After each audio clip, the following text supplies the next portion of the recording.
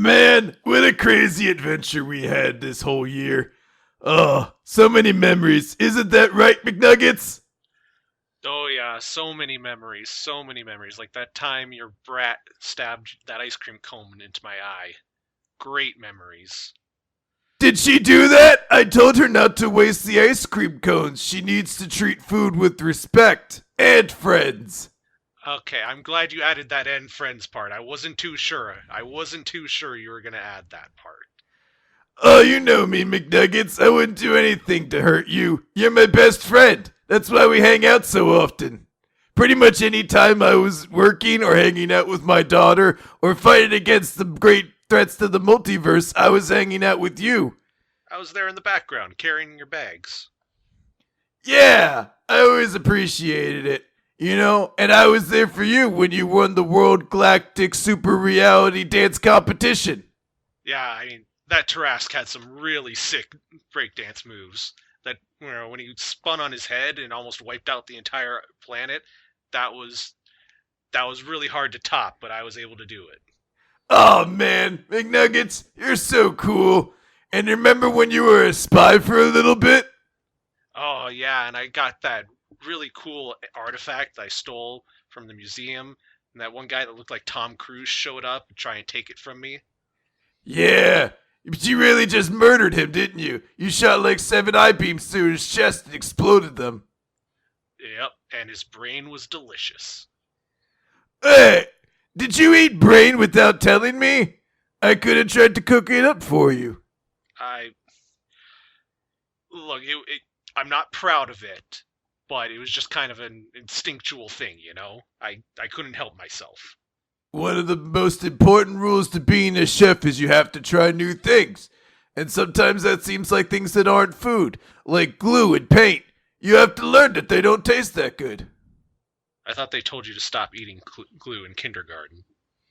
Well, I was raised by a super evil assassin organization, so we didn't really have kindergarten. Also, I think the time I ate paint made me forget about the time I ate glue, and then vice versa. It's a vicious cycle. A vicious cycle that you've surprisingly made it out fairly well from. Oh, thanks, buddy. I'm really happy we're still friends, too. And we're going to be forever. Besties, BFFs. Do you think you might want to show up in season 7? I mean,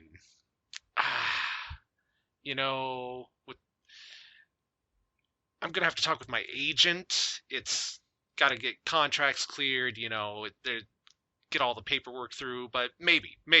Let's shoot for, let's say, episode 3. I might have an answer for you.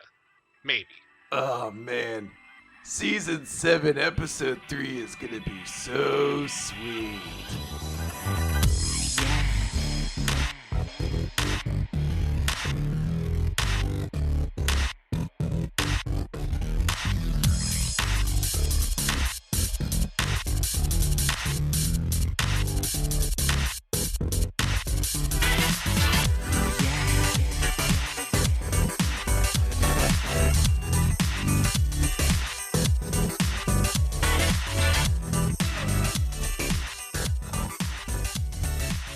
Do I need to roll a persuasion check to persuade you to ask us the questions? Do you not want 1 week of reprieve from that accursed game?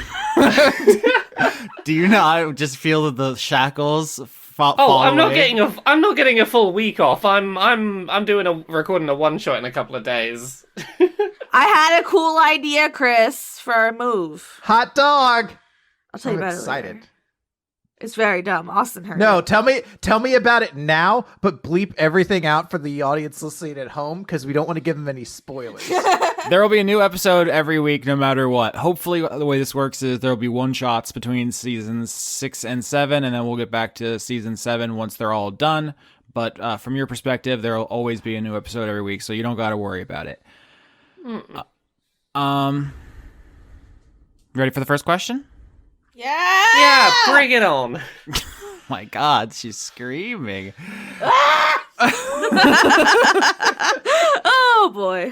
Okay, so I asked for questions on Twitter, and y'all sent them in, and I'm just gonna read them the way that Twitter serves them to me. No particular method to this madness. First question is from Christina's Art at Christina's_art.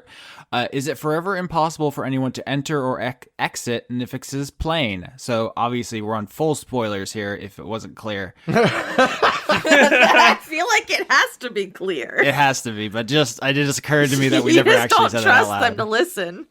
Well, this post-mortem, I wonder if it'll be, like, dance around what happened. Okay, well, the owning is beginning very early here. I think, hypothetically, it would be possible. I think people would need to find their own method of getting there, because obviously, like, the way Nifyx got there was, here is a plane that already exists, I'm gonna yeet it out of existence, whereas now you would have to yeet yourself out of existence and hopefully aim yourself right so that you could land in that reality. I'm not saying it's impossible, but I think Nifyx was able to be very scattershot with where she threw herself out of reality. You'd have to be a lot more precise to end up there. I feel like it could be a fun tourist destination. Oh, I don't doubt that there are probably super fans that have been like trying to copy what she did on stream to see if they can get there. And like, no joke, I think most of them probably completely fail and are just lost in the void. It's like, yeah, sorry, that's what happens. Yeah, that's a dark epilogue. The idea that like thousands of Nifyx followers are just flinging themselves out of reality into the icy cold void. Nifyx has gone out of her way to do PSAs to be like, don't try and like reach my reality. I got here like through fluke. No, don't try and follow me. She turns a chair around and sits in it. Is like, "Hi, I'm Nifyx. You may know me from that interplanar crime spree I did." If you find a reality and you wish to fling it out of existence, go right ahead. Trying to reach mine, bad call. Just say no to flinging yourself out of reality. This paid for by the committee. Did not fling yourself out of reality. Just because it worked for me doesn't mean it's a smart idea. So we got a question here from Aline at Aline_Keat, Keit. Two classic questions we get every season. What's your favorite scene or moment, and favorite NPC? I like Morrow. I like Morrow too. Morrow was fun. Yeah. I feel that energy very much right now. So I relate to Morrow. The twitching, barely contained anger. The mania. I really liked Lloyd. Lloyd was real interesting. I didn't like Lloyd because you dropped the Sex Pistols instead of the Clash. So Most interesting, even if I got irritated with him as a person, was Lancelot. Fucking Lancelot was a fascinating character. Well created, Austin. it's because your little baby voice is so cute, Yeah, right. but you're really good at being like a little fucking Shitheel? prick. Yeah. Like, not like you personally, but in character. Which I feel like I can say that because you called me a cunt once in character. That's how it works. So you got the pass. I got the pass, yeah. We got a lot of questions about Lancelot, so I assume we'll return. Chris, did you say a favorite NPC? I'll just echo Morrow. He was really fun. Oh, Lime. How have we not mentioned Lime? Lime's the best. Oh, Lime, yeah, because your Lime voice is also very cute. What about favorite scenes and moments for your characters?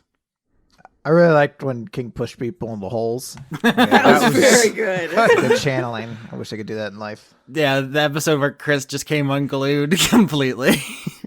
I really liked when I accidentally said pineapple in the race because I was stoned and then I just ran with it.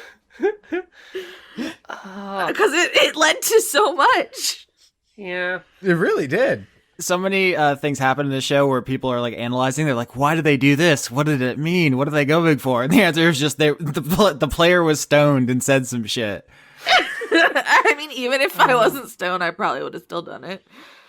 I'm very dumb. I had a really good time recording with Conrad doing that impromptu Halloween one shot where Conrad ended up stealing the uniform. Oh, that was fun. That was a Yeah, lot of that was that was lot a of really fun. good time. That was like in the midst of me being like, I don't know what I'm doing with this character and quite where I'm going to take them. It was real nice to just have a week of reprieve and do a silly scene with Comrade. Yeah, that was fun, and I really liked the wedding sequence. Oh, that was whole very thing. fun. Yeah. That was a lot of fun. Oh, and hell. Not hell. Hades? Where did we go? Yeah. Yeah. I feel like every season has like one really iconic moment until now, because season 6 has like 10 of them. It's like season 2's the Tiger Mountain arc when Drop went bananas. Season 3 there was Dora and Light in the mirrors. Season 4 had the court scenes. Season 5 had the sun gun. And season 6 has just like every couple of episodes there was one. It was like, oh my god, how are we gonna top this? There's the wedding. There was a scene where everyone started stabbing each other in front of in the Jean fight. There was obviously King's second death, which sent shockwaves through the listeners. There was obviously Lancelot's death. It was just like moment after moment that were so friggin' hype. They would have been the high point of any other season, but this one just was crammed full of them. We did a real good season. We went buck wild. Yeah, normally when we get to the end of the season, I like put the whole last 9 months in my mental recycle bin and I move on. This time I'm just thinking like, how are we gonna top that? I don't know how. Like, there's no way we can just keep raising the bar. We kind of have to like maybe go for a chiller vibe. Don't underestimate our ability to go, yeah, let's start with something chill and happy and lighthearted, and to like fucking knock it out the park and do something we didn't expect Yeah, like to be halfway doing. through the season, we're slitting each other's throat. Oh no. We got a question here from, I think this isn't an L. It's Lazy42 at Lazy421. Asks, how emotional did Laura really get giving her villain speech in the penultimate episode? It seems so real. I just wanted you to stop playing D&D and give her a hug. Oh, here's the secret about me in Dice Funk. Anytime that there's like a scene where it sounds like I'm, giving that Oscar-worthy emotional performance, I'm fucking like, I'm down the rabbit hole. I'm ready to cry. I'm like, I have to feel the energy to perform the energy. Gonna get my cry on. Yeah, I'd say that's been an issue in seasons past where the line got a little too blurry for comfort and we had to stop recording. Yeah, that's occasionally a thing with me. I apologize to the rest of the cast that occasionally I do oh no, I got too into my character. Fuck, gotta take 5 minutes. It's fine, I get you. But then, like, you get... Like, I always think back on season 3 of Dice Funk, there was that scene with Valtari meeting, like, baby Valtari, and I was like, that scene turned out real good. So what if occasionally I gotta do a little cry on an episode to get there? And those are always the high points. People always remember those moments. Those kind of episodes, I always have to just have a bit of a breather afterwards. I'm like, and relax. Bojack90 at Bojack90 asks, did you or Chris have a subplot planned fleshing out Lime's backstory in the program she was rescued from? Chris? So there's a couple questions all about King and his backstory in here, and there's not really like a more elaborate thing to it by intentional design. King's backstory was designed to basically be like, how can I create an organization that had a ranked number system that King could be a member of and his brother could be a member of, but then the rest of the organization is pretty much gone at this point because that wasn't something King was going to have much of a care about. How can you have like the No More Heroes like ranking system? Who is strongest? Yeah, I mean, it was created to kind of emulate the like shonen villain groups that exist throughout a lot of the shonen battle series, where they usually have like gimmick characters and things like that. There was a lot of like mystery, like what was the group about? It's not really like a mystery. It was kind of stated during the show they were there to create super soldier children, essentially, who would do their work for presumably just evil mercenary work. I mean, it doesn't really matter the specifics beyond it. All I could say is I took a big inspiration from X-Men, in that Weapon X is absolutely the worst part of Wolverine's character, and every time we go back to it, I want to scream fiery death, so I made sure to never go back to Weapon X. My positions on lore are well documented. I'm anti-lore, so I'm very open to anytime Chris is like, I wrote all this stuff, please never reference it ever again. There was so many times where I was like, do you want me to add this in, or do you want to do this? And it's like, No, I mean this all never comes up again. I want my character to like in their backstory be like they killed 1 million dragons. To be like, oh, should like dragon stuff show up? Please no, never again. You gotta know your character. The audience don't have to know them. I mean, Suck on that, audience. No, don't antagonize them. but that is the thing though, where it's like even if the organization was a larger thing, King wouldn't have cared about it. So that's the big thing. Like I knew King wouldn't care about that part of his past. So it was like, why bother putting it in if King's going to give it like a nonchalant kind of shrug? Like King met both of the people who killed him, and his response the first time was like, okay, I'm your dad now, and the second time was he literally says to Sharon, like, she's like, yeah, I killed you. King says why. She explains herself, and then his only response is there a fire exit in here? He really just doesn't care. Yeah. It's incredible. They're just his complete refusal to play into any of the storylines going on.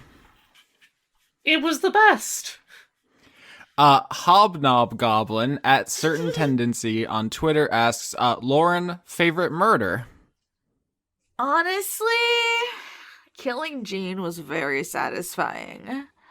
Oh yeah, you created so much good drama. It was dramatic. And like I knew people were like not going to be on board with it, and I was like, I feel like that was everybody's guiding ethos this season. It was like, what is going to make the most people upset? Hell yeah, lean into it. Well, and also like I personally, like Cordelia talked a lot about hating maggots. That's my personal standpoint on maggots. They're the worst, and I can't. So it just really got me right there.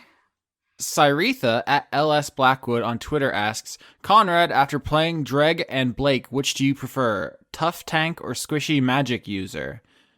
Yeah, I don't know. It's really more about the character that I'm trying to play, I guess. You're very much not interested in engaging with the mechanics. Yeah, I'm not.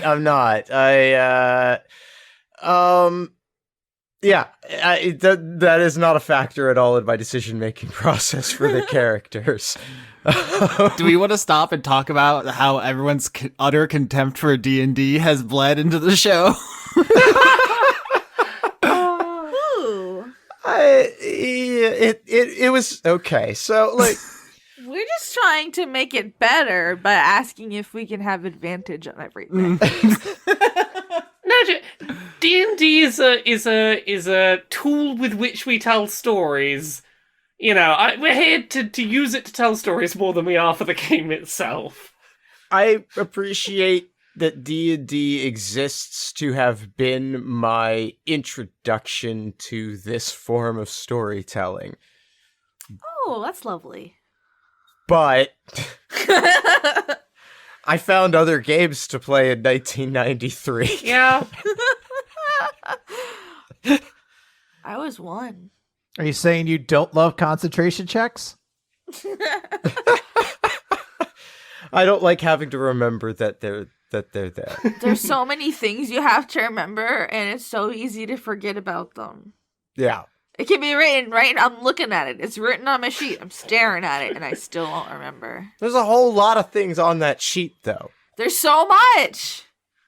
So we got a lore question here from Irefire. I believe that's how that's pronounced. At Irefire on Twitter, a wonderful artist credited in numerous episodes. You should check the descriptions and click on the artist profiles that support the show. Wonderful work.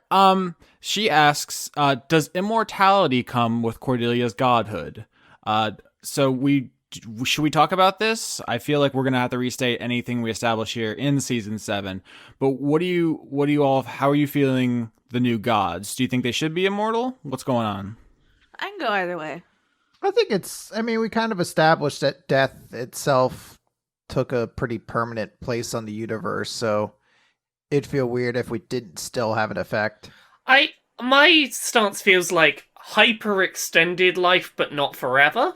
Yeah, like Dora. Yeah, like, suddenly your lifespan jumps up like 20 times what it would have been, but like, you're gonna, you know, die of old age eventually, and you could get stabbed real bad and probably go. Yep, that's probably what I'm thinking too. you're just like a real top-notch quality person with cranked up stats, but like you're a person. Yeah, I just live for like 1,000 years or something. After 10,000 years, I'm dead. You're cut off. Yeah. Is that a Power Rangers, Laura? Yeah, of course it was. Oh, I didn't know After that. 10,000 years. Etc. That was lovely. Oh, can I have that be my character voice next season? I'm changing my mind. That's my voice. Yes. Gonna go for a good Rita Repulsa.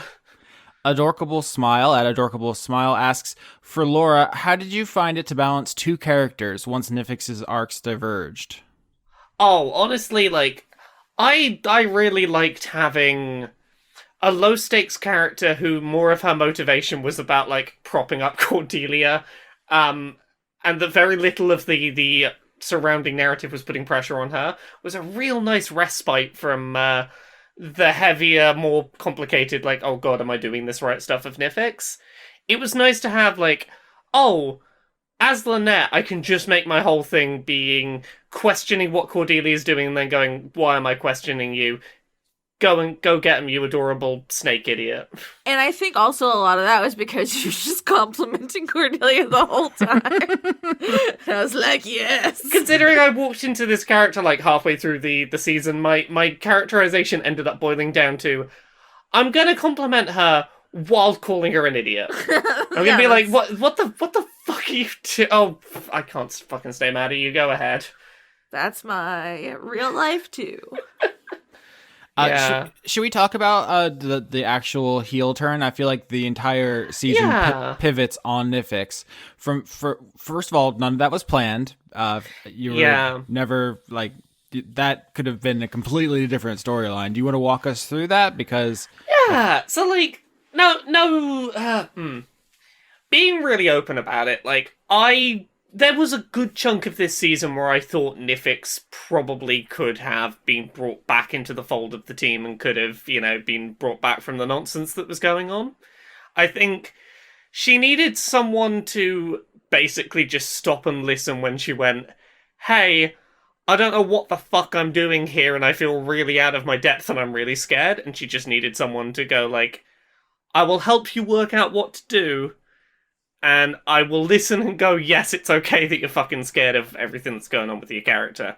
I think there are a few characters dotted around the narrative who probably, if things had gone differently, could have brought Nifyx back in. But there was definitely a turning point in the season where I think it was a combination of I felt like Nifyx was at a place where like it was getting increasingly unlikely that the characters and the trajectories they were on were gonna bring her back into the fold. On top of that, it was just like, I had a lot of personal uncertainty about where I wanted to take the character. 'Cause like, much like Nifyx the character didn't really know where they fit in this team, I wasn't sure where as a player, like, okay, where do I aim them towards? How do I try and get them to fit somewhere in this narrative? And a lot of that played into, like, Nifyx becoming sort of more uncertain about what to do, becoming more aloof. And yeah, there was this point where I think it was, I can't remember whether I reached out to Austin or Austin reached out to me, and we were just talking about, like, I think this is the point of no return for Nifyx. She's going down a road where her ideals are definitely differing from what the rest of the team wants. And we had a conversation that was like, okay, is she gonna go down the heel turn route? And we sort of decided, it must have been about halfway through the season, it's like, this is probably where Nifyx is heading. Okay, let's work together to build that arc. Let's work together to go, if we go that direction, how do we push it to get it somewhere interesting rather than having it sort of lazily head that way? Nifyx's arc was still, like, very much in my control. It wasn't a case of, like, Austin's taken over or something, but we talked through a lot of, here's what I'm thinking, here's what Austin's thinking, what would get us where Nifyx seems to be heading, and, yeah, it was a lot. It was a lot playing a character that was making bad choices and choices that I, as a person, wouldn't make. But it was an interesting experience to see audience response to that. Yeah, so there was like a metatextual layer of you role-playing Nifyx trying to figure out what you wanted while you, Laura, were trying to figure out what you wanted for Nifyx. And going into, I think it was like the Jasper House series of episodes where Nifyx started being really assertive and the audience started responding really strongly to that. Like you eating the white slod with the cranium rats, you controlling the water to put out the fires, you fixing the library. Well, I think a big part of that was, like, the only piece of guiding advice she had was, and we sort of referenced this in the epilogue, was Cato saying, stop stressing about it so much and just go for it. Which was not meant to be, like, foreshadowing. That was genuine trying to be helpful advice about, like, you can reinvent yourself. You can be anything. Think of the possibilities. And then it's like, in hindsight, it's like, Nifyx is like, I decided I could be anything, even a villain. I mean, it wasn't even... I don't think she thought of it that way. I think it was just, okay, let's just pick... let's throw indecision out the window and just start deciding things. And the more those decisions, those rash decisions, had negative outcomes, the more she was like, fuck it. Things are going bad either way. Might as well be assertive. Yeah, so then like with the killing of the New York slot and the stuff with Matilda, it kept getting like Nifyx kept acting more and more rashly, and the audience kept giving like, yeah, wow, Nifyx is badass all of a sudden. She's cool. And I was like screen capping comments and sending to you, being like, people really like dark, assertive Nifyx, and I think it really came to a head with the episode Nifyx's Big Day Out, which is only focused on her, where we kind of just locked it in, because I said to you, if you're going to go against the rest of the team, we're going to need to give you like final boss powers, and once that happens, you can't change your mind and go back. Can be part of the team when you're stronger than all three of them put together. That was it. When we sat down and were like, we're gonna do an episode where Nifyx gets a different power set to sort of set her up for that. That was around the time that me and Austin were like, Nifyx is probably going to be final boss material. But like, I want to acknowledge while we're talking about this, one thing I saw a lot during this season was a lot of people making comments my direction about the fact that Nifyx, some of the things that Nifyx perceived as having been slighted against her, probably not accurate to what actually happened. Deliberate thing with the character. I very much wanted to sort of play up her insecurities as, like, little offhand comments she's built up into something much bigger in her head, and that's where a lot of that anxiety came from, because, like, Cordelia and Blake did make offhand comments earlier in the season about, like, oh, what are you doing on the killing team? They made jokes about the fact she hadn't killed, but, like, not to the extent that Nifyx had built them up in her own head. As, like, oh no, everyone fucking hates me, I'm not meant to be here, what's going on? Yeah, she's a flawed character, but that doesn't mean you did a flawed job of portraying her. No, like, I've said this elsewhere. After 3 seasons of playing characters who start off flawed and work towards, like, trying to become the person that goes, we should all be a big happy family, and we should avoid conflict, and we should make everything nice for everyone. It was nice to play a character who kind of had the opposite trajectory and was like, no, they're gonna be a fuck up, and they're gonna misinterpret things and make bad decisions, and I just wanted to see that through. Like, I wanted to commit to having her have her, I guess, villain arc, because I was like, I don't want to take the easy road and just back out of that. We could probably do a whole episode just on dissecting Nifyx as a character. With no hyperbole, easily the most complex and deep character in the history of Dice Funk. That's both player characters and NPCs, the most interesting and well-developed. And I think it warrants much more examination than we have time to give her, frankly. So incredible job, Laura. I'm glad I didn't fuck it up. I spent half this season going, oh god, I'm doing it all wrong. We got a question here from Gideon at Gideon Gleeful 95. Why did Nifyx not wipe Lancelot's memory in the Leth? To me, and this is my personal read of the moment, I don't know whether it was intentional or not from Austin's part. My interpretation of Lancelot as he's about to die and he's in the Leth, bringing up suddenly, hey, I IV trained the Beedrills, to me read as, this is someone's desperate last ploy to save themselves. I could have told you this at any time if I'd actually wanted to make amends with you, but I'm telling you it when my life is on the line because, it was a manipulative mood. At least that's how I read it and felt that it was interesting to play. With that in mind, I think Nifyx as a character at that moment would just be pissed off. It's like, no, I'm not gonna wipe your memory. No, you're done. You don't get to do all of the things you've done and then try and drop the "but I cared about you" card at the end when your life's on the line. I think was the way I was trying to play that scene out. Which I think why Nifyx wouldn't have gone, "I'm just going to wipe your memories and let you back up." So there's two ways to approach this question. One is a purely mechanical basis, which is why were we even on the river Leth? Which was because Sharon asked Nifyx, which river do you want to take? You could have picked any of them. You picked Leth, so that's why we were there. It wasn't like an intentional, like Chekhov's gun I set up and you failed to fire. Yeah. You didn't do anything wrong. It was just something in the scene which you had at your disposal. You can use it or not use it. Yeah. It's fine. It's just a choice you can make. That's actually something that applies to the final boss too. Remember, all the rivers were like helixing around you. You could have tried to memory wipe Cordelia or Blake if you wanted, or to scald them with the boiling blood. Like, all those rivers were at your disposal. Well, I think part of that is that, like, Nifyx is not someone who wants to be forgotten. At least where she was at the end of that season, she didn't want anyone to just go on with their lives not remembering what she'd done.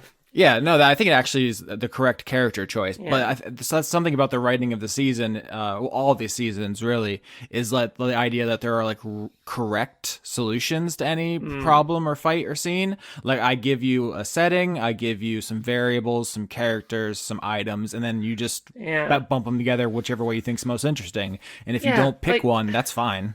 To me, like, it was far more interesting to have that conversation between Sharon and Nifyx about, do you want to drink from the Leth? And having that conversation was more interesting than, I'm going to force a memory wipe on another character. Yeah, the other way to approach this question is narratively, and I think what the Leth served was for that moment where you're like, do you have any regrets? Because now is the time you could wipe them away, and you said no. It's like the final no going back moment. Yeah.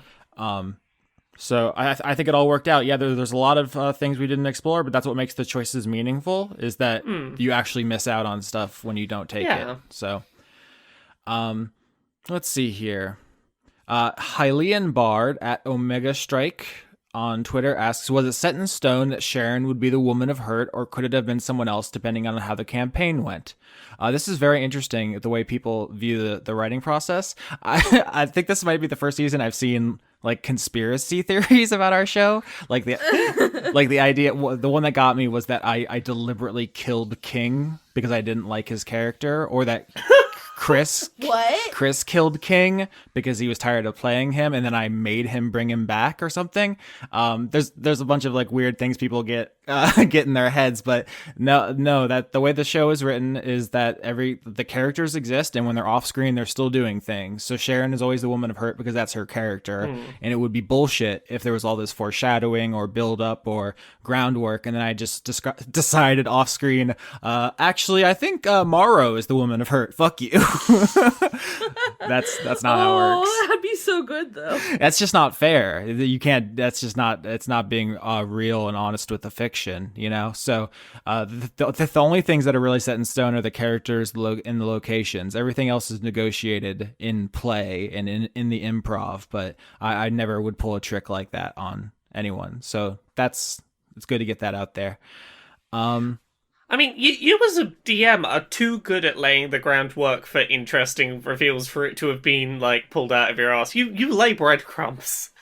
Oh, but another thing is you guys are constantly walking backwards into the most perfect way to reveal this stuff. Like, I had no idea Cordelia was gonna yeet herself out of the race and then go catch Sharon as she was trying to rig the race for you. Like, can you even imagine being in my shoes? This is like the joking about going to the sun in season 5, like 20 episodes before it happened. It's wild. I still can't believe I accidentally into Sharon and was like, oh, hello. We all know that wasn't on purpose too. Yeah. It was just a stupid mistake I leaned into. The other really great example was all the stuff with King's arc, where mirroring the Cronus narrative with the father-son violence, and then him of all the species to decide that are his children, to pick the ones which are literally made out of the souls of unbaptized children. I mean, come on. It's like so perfect that it feels like we planned and scripted it, but it was just a complete ass backwards coincidence. I'm sorry, do what now? I'm just... This Arknight's map isn't going to play itself. What's that, Austin? Do you have any thoughts on how King is the best character you've ever made, and you're going to live in his shadow forever because it's impossible to do any better? Sure, yeah, that's the expectation I have with King. I don't know how much of our audience is aware of this, but people were mean to Chris about King, and they were wrong. He's proved them wrong, and if you ever doubt him again, I will never forgive you. They have a problem. Okay, so. Oh no, here she comes. Okay, so. And Laura touched on this earlier, but sometimes it feels like people get confused about the difference between us, the people, versus the characters, which I'm not a serial killer. If I was, I would have killed, like, I wouldn't even killed somebody. I would have been caught before I finished killing them if I was trying to be a serial killer. To be fair, I think of all the players, you were the one least confused with your character this season. Yeah, but people still seem to, like, at the end fight, like, when we were like, how dare you do these things? We weren't arguing in good faith. This season had a reasonable amount of conflating character choices with player morality, and I feel like the best way to put this is unwillingness to see where the story was going. Like, where it is now, don't like that. Clearly that can't be building towards anything, was a little bit of a thing for a while. It's funny because people have been asking for years for a villain season, like literally years of constant comments. And I kept saying, you won't like it. They're not going to be likable characters. You're not going to find their motives compelling. There's not going to be a clear goal of save the world. So you're not going to know what it's building to. It's going to piss you off. And then it happened. And I'm like, this fucking rocked. This ruled so hard. And it turns out I loved it, but I was also right. Also, I'm not into vor. Because I've seen that said, and I'm not actually into it. Lauren, I just think it's a fun thing to say. Lauren, you just keep telling yourself that. I got a question from @CitizenSoon, who asks, regarding Lancelot, Austin, why? So, much like Nifyx, this is one of the characters which could probably have an entire episode dedicated just to talking about them. I'm hesitant to say too much because I don't want to poison the well of discourse. One of my favorite emerging media things is the 2-hour YouTube video where smart people talk about things. If you've seen like the recent video by H Bomber guy on oh gosh, what was that game with the Russian Bioshock. I don't like Bioshock. Well, I'm pretty sure even I know it's not. I think there is a Russian doctor in that game. Oh, you guys are no help at all. Pathologic is the yes, that game. Like the Pathologic video. There's a lot of people who are doing stuff like that, and that's how I like to think of our show as like you could just do long, discursive, like pretentious reads of every character. So I don't want to jump in here and say like, here's what Lancelot means, and then that's the only answer that matters. What do you guys think about Lancelot? He's a punk ass little bitch. He is kind of a punk ass little bitch. The thing that really stuck with me about Lancelot long term is I think he had a real sense of self-importance. He was a self-righteous little twerp. Yeah, he's like all those people that you meet who are like, I have decided what I believe is moral, and I do not want to hear arguments to the contrary because you will not change my opinion because I am right and I am the best. I'm going to save everything. Why are you booing me? I'm right. He is very, why are you booing me? I'm right. Here's what I'll say about Lancelot, and I'll kind of open the scope to the factions, because how I structured this was the two main factions are the Aethar and the Believers, and they each had 3 representative characters, and each one kind of filled a niche. So both had like a zealot, basically, which would be Camilla and Lancelot, people who are absolutely committed and they cannot be swayed at all. And then they both had someone who was like part of it, and they were just part of the organization because that seemed like the thing to do. They didn't really think about it that much. Abraham and Anastasia. And they had a third member, which are very flaky people who could be easily swayed, and that's Lloyd and Calliope. And so, I mean, over the course of the season, it looked like Lloyd was going to leave the Believers for the longest time. I think he was like one conversation away from being convinced to leave until King kind of went off on his own thing there, and Calliope did abandon the Aethar, but Lancelot never was going to. The more I think about Lancelot, I find it very interesting that Lancelot and Nifyx ended up having like this ongoing clash of personalities, because I think they're both like more similar characters than I think either of them would like to admit, in their sort of refusal to back down once they have decided something. And they're sort of... yeah, there's something about both of them that I think, like, both characters probably could stand to stop and go, oh, I'm seeing some of myself in you. Okay, I see what's going on here. But between the two choices, because a lot of the season revolved around picking between these two factions, I didn't want either to be the right choice, right? So I wanted each of the 6 characters who represented the factions to each be people who were genuinely trying their best, but each had a pretty significant flaw. Like Abraham was that he was naive and basically being used, and Camilla was like cold. She wasn't very personable, and Calliope was young. And just didn't really know what was going on. Lloyd was very flaky. He couldn't remember Lime's name and stuff. Anastasia was hedonistic. She was just always worried about. She was really only concerned with like eating and partying and like having fun. And Lancelot was unmovable. He was stubborn. That was his thing. I don't think of him as being like villainous or having anything uniquely bad about him compared to all the other characters. It was just that because you got closest to him and spent the most time with him, his flaw got more time to kind of unravel in front of everybody. Exactly. I think stubbornness and pride are 2 equally immovable core tenets for a character to end up on.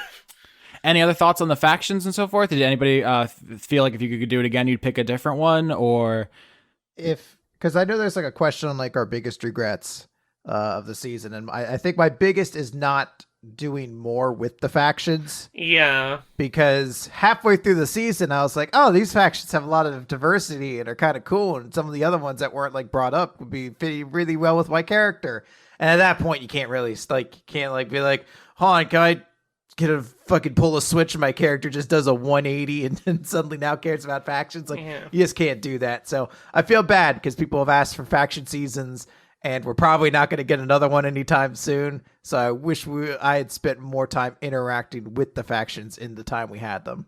I would have been interested to see where Nifyx would have ended up if she hadn't sort of pushed herself away from the faction system as early as she did. Like, I think her like, hey, so what about this question about the faction system and that causing the fallout with Lancelot? I think she just went real hands-off real fast with factions. I'd have been interested to see where she ended up. Yeah, factions for me are such a basic RPG design trope that they're almost like baked in to a lot of assumptions you make about it. Like some games, like not D&D specifically, but there are games where your character sheet has like strength, intelligence, faction as like one of the things that defines your character. But doing the show is really revealed like this anxiety about choosing incorrectly. Yeah, that's very interesting because like if I play a Bethesda game, I don't think twice about joining the Mages College. I don't think twice about joining like Caesar's Legion in my New Vegas playthrough or whatever.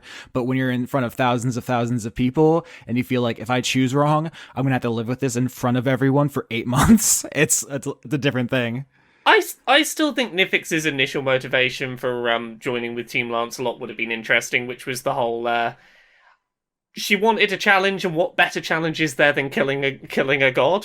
Yeah, that could have been an entirely different campaign. Yeah, it like had things gone differently with Lancelot, I think that Nifyx definitely could have been brought back into Team Wouldn't It Be Cool to Kill Some Gods? One last thing I'll say on the factions, though, is we did talk a little bit about how some people crossed the line and, sending Laura hate mail or criticizing some of the players more personally and specifically. But I don't think the reputation this season got as divisive is really fair. I think that the way it functions is very intentional from the designer's perspective. Making the audience identify with things is a very powerful tool. Like the houses in Harry Potter is like a genius PR move. People attach to one and feel very strongly about it.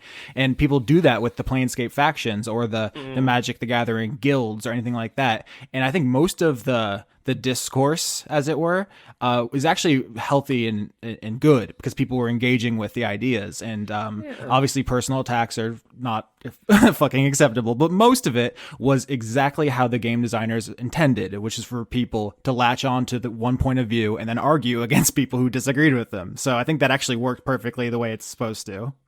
Oh yeah, it really strengthened the season. It was also just like, it's a lot as a player. We got a question here from Edie at Eventually Eden 5? Interesting. Who asks, who was the first last time on Dice Funk voice this season? I don't know. Who was it? I don't know. Who was it? I don't know. Who was it? Should I tell them? I guess. It was my best friend, Joa. It's a IRL friend that has no internet content. You could never have guessed it. I'm sorry if you felt like it was a puzzle you had to solve. It was rigged from the start. Were they meant We to tricked you. Were they meant to represent a specific in-universe person, or?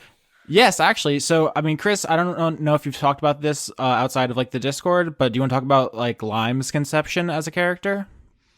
Yeah, I mean, the original idea behind Lime was I was going to create a character who had someone who was a father or a parent rather to a child. And then the thought was that the character would be a changeling. And then in a future season, I'd be playing a character who was a different race until eventually it was revealed that they were actually that changeling. They were the grown-up version of that character. Usually some shenanigans to get them there. I don't know if Captain America frozen in ice for a while to explain why there's usually large gaps in between seasons. But the idea of trying to backdoor in a character into the next season. But eventually I was like, it kind of goes against the spirit of Dice Funk. And I just decided to change her into an Asimar instead just because we didn't have too much representation of that on the show yet. So... Yeah, so the two things here. One is Joa, our IRL friend, is voicing adult Lime in the last time on Dice Funk. And the framing device is that in the future, she has access to the Society of Sensation memory holder things. What are they called in Harry Potter? Oh, the pensive. Yeah, the pensives, basically. And so she's putting her memories of being a child and the stories she heard about her dad and his adventures into a memory thing, and the podcast is us listening to them. And then the second half is Nifyx. It's a tradition going back to Dora when you became the villain, that if a player character becomes the villain, they become the last time on the Dice Funk voice. So I don't know if Nifyx is streaming her side of the story, or she left some journal in Eden or something, but that it switches. Oh no, she's totally vlogging her experience of what went down. So yeah, originally Lime was going to be Chris's character for a future season. Then you changed her to an Asimar, and so I decided that the framing device for the season was adult Lime telling the story of her father.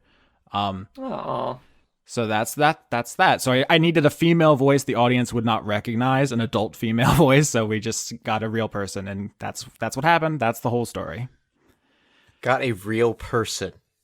I know, I'm like, what are we, Austin? I literally used a synthesized voice one time. I used Microsoft Sam. No, I know. We just like to fuck with you.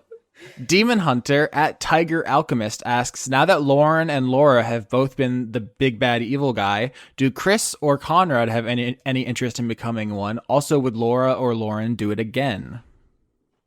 Yes. She's thirsty for blood. Stop her. Hypothetically, but I don't plan to do it soon. I need to go back to, let's make everyone friends for a bit. I found being an unrepentant bitch is very, very freeing. Oh, it is, but it's really freeing once you get over that hurdle and your character becomes that. Getting there is hard work. Well, and I think because I had Dora before, Yeah.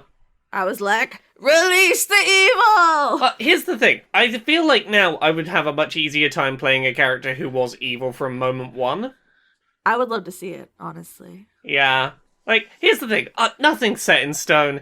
If the right character comes up, I'd do it in a heartbeat. But, yeah, you get to know who the characters are when they show up. I kind of already did play the villain in season 4. Just they didn't last until the end of the season. But I would not want to play the major villain, only because I don't think I could hold back.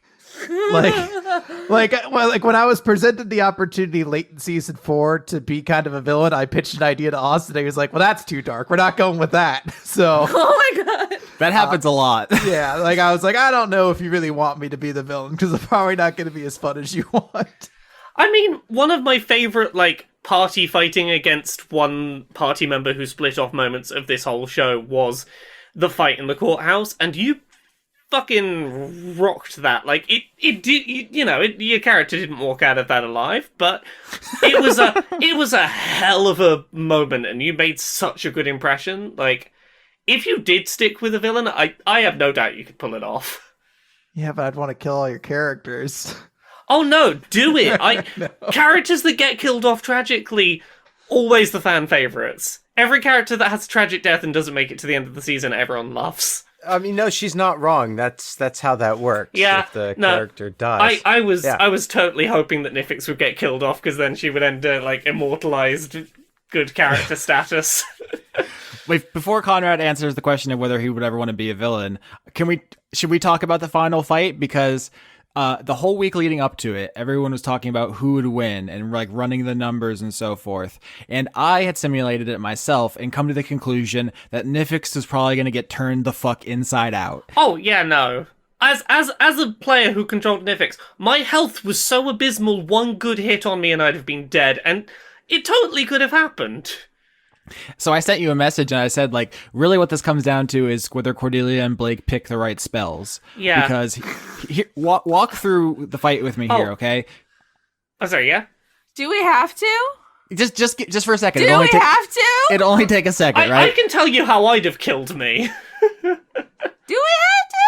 Okay, so first turn, Cordelia uses Finger of Death in the T-Rex. Then Blake goes Finger of Death in the T-Rex. It has 30 health left. We go around, everyone takes minor damage. Obviously, Blake can use his illusory self to avoid the T-Rex. So it goes back to Cordelia. You use Blight on the T-Rex, it's dead. Just mathematically, it's fucking toast, right? So now Nifyx has to clip to get a new beast, but she's a sitting duck because that takes her action. She can use bloodbending as a bonus action, but Cordelia has advantage against magic saving throws. So you're probably not bloodbendable.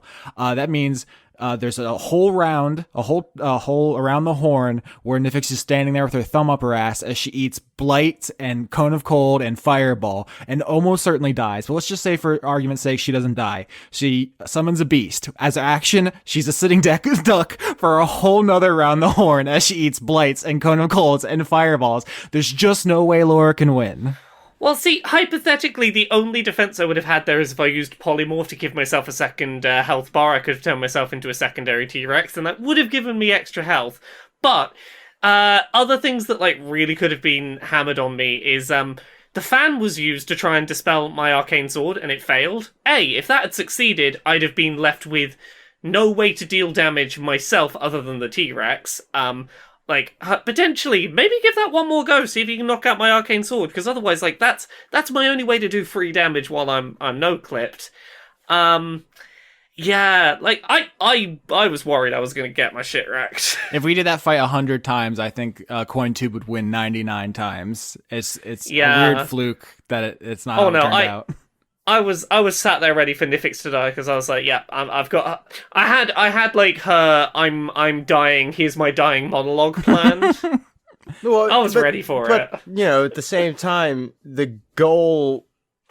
At least my goal wasn't to kill Nifyx. Yeah, Conrad had the whole thing fucking in hand the whole time. Everyone in the audience was, who's going to win? Me and Laura are freaking out about the balance. Conrad's just sitting in the back of the class, just smiling impishly, because he knows it doesn't matter who wins. He's going to come out on top. Oh, I agree that, you fucking nailed that fight in terms of getting what you wanted. I think in terms of like, had the two of you wanted to defeat Nifyx, I think the key deciding factor is none of the maths we've just been talking about. It's the fact that I don't think Nifyx had it in her to kill either of you. And I think that, like, had that counterspell failed, you'd have defeated Nifyx. Like, Nifyx was never going to kill either of you. She was going to fight as hard as she could to let you both go and to have you leave. And she was going to be too trusting. And those were probably the best openings to defeat her.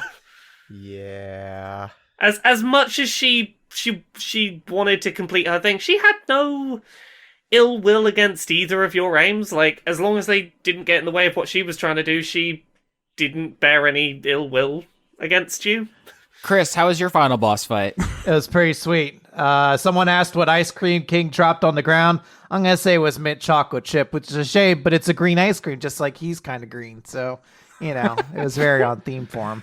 Yeah. Symbolism. I'm glad King left and there was no risk of me accidentally killing King or anything, but also, like, if there was anyone who could have, like, stood there and gone, who could have taught Nifyx down, like, King is the only person who, like, Nifyx would have looked at and gone, actually, yeah, you did try and stop being a killer and it's worked out alright for you.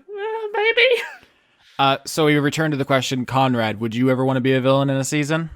I'm certainly not opposed to it. If the right character came along, if the right opportunity and it felt right, sure, I'd do it. It's not like a goal, I wouldn't say. I have the capacity. I've DM'd, so...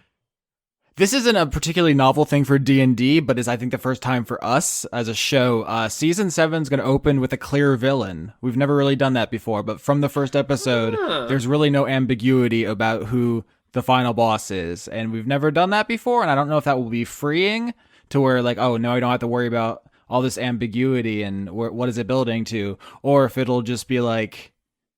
Oh, yeah, like every other podcast? It'll just be like, yeah, like every other actual play thing. But we'll see. I've never listened to one of those, so... It'll be nice to do something different next season. Like, this is what I always like about starting a new Dice Funk season. It's like, okay, how we changing shit up this time? Yeah, when we started this, I said I wanted to be like Final Fantasy, where each one is so weirdly different than every other one that people get attached to the cast or the setting or the stuff, and they have strong favorites. But what we're doing next season is almost like...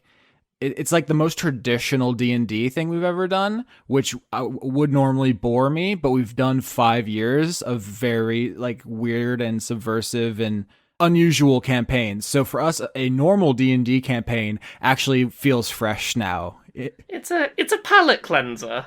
I mean, there will be plenty of Dice Funk weirdness. Don't get it twisted. Yeah. But it's going to be a much more traditional go on a quest. There is a bad guy kind of thing. So I'm interested to see how that's received after a very high concept, very philosophical, and very emotionally fraught season. Next season, simple. Punch bad guy, go. We got a question here from Sam K at Elderly Goose. How much research did you do for this, and how much was flexing previous knowledge? This is a very fun question for me, because I thought going into this will be the easiest season, because Heaven, Hell, Elysium, Limbo, Purgatory, these are all things with that have been talked about for thousands of years. They're so Googleable. Oh gosh, if you have any questions, it's so easy to find the answers. And boy, did I look like a fucking asshole. Were we supposed to get all of your different, like, religious name drops and things like that? I'm gonna be honest, like, part of it for me is, like, it feels like I'm cheating on an exam if I Google stuff that you mention in the podcast, because I'm like, what if I Google it and it just tells me the answer to this campaign? I probably shouldn't do that. I should discover it as the character does. I mean, there were a couple of moments where I was literally worried about that, where like, if they just Google how Limbo works in D&D, this entire Jasper House thing is going to fall apart, because it's literally word for word exactly how it is in the book is how it works. I didn't change anything about it. Austin. Yeah. You thought we might put additional effort in. You thought we might do homework. You thought I'd read a book? I mean, really, sir. I realize I'm the dumbass here. But yeah, so this actually almost forms like a trilogy. The last 3 seasons, like there's the first 3 seasons, which are just kind of like D&D, but a little gayer and weirder. And then there's 4, 5, and 6, which are Shadowrun, Spelljammer, and Planescape very specifically. And I did want to explore those settings and play with their monsters and themes and ideas and stuff, but they did not make easier the things I thought they would make easier, which is like lore and stuff. But people, I think I said this on the episode, was like, when I introduced the concept of the spell plague, I thought anybody who wants to know about that will just look it up. And they did not, and they were very mad at me. So I think for the foreseeable future, we're not going to be directly adapting any setting stuff. It's mostly just our stuff, if that makes sense. So then people can make lore YouTube videos about Dice Funk now. Yeah, so I guess we should probably talk about the endings, like the faction endings, because it was set up relatively early that the stakes were, if you sided with the Aethar, that we would reach the Dark Sun setting. If you sided with the Believers, we would reach what was called the Time of Troubles at the end of first edition. And if you sided with anybody else, basically, we would get the Spell Plague, which is what happened at the end of third edition. So there's precedent for all of them. They're all very well documented. If you were curious how any of that would turn out, you could just look it up. But what ended up happening is we got a mix. I don't know how I wasn't prepared for that. Seems pretty stupid in hindsight, doesn't it? Yeah. Yeah, the way you presented it to us was like there are 3 very definitive paths and like the effects they would have on how conduits would be a part of the world or not in the following season. Was like the initial way you sort of presented it to us, it was like each of these factions could lead to varying degrees of yes or no conduits. Yeah, so what we ended up with was the combination of 2 of the endings, which I didn't have an explicit plan for, but actually does weirdly fall into an existing D&D setting. There is a setting where there are minor gods, but it's also post-apocalyptic, which is the setting of Mystara, which you may know from the Capcom video games. They released a collection, I think like an HD collection of 2 of them when I was reviewing games for a living. So that's where I know them from. None of you have any idea what Mystara is, do you? I actually do. Oh, shit. Because just recently I've been going through different campaign settings, and Mystara is one, and I did a little bit of research on that.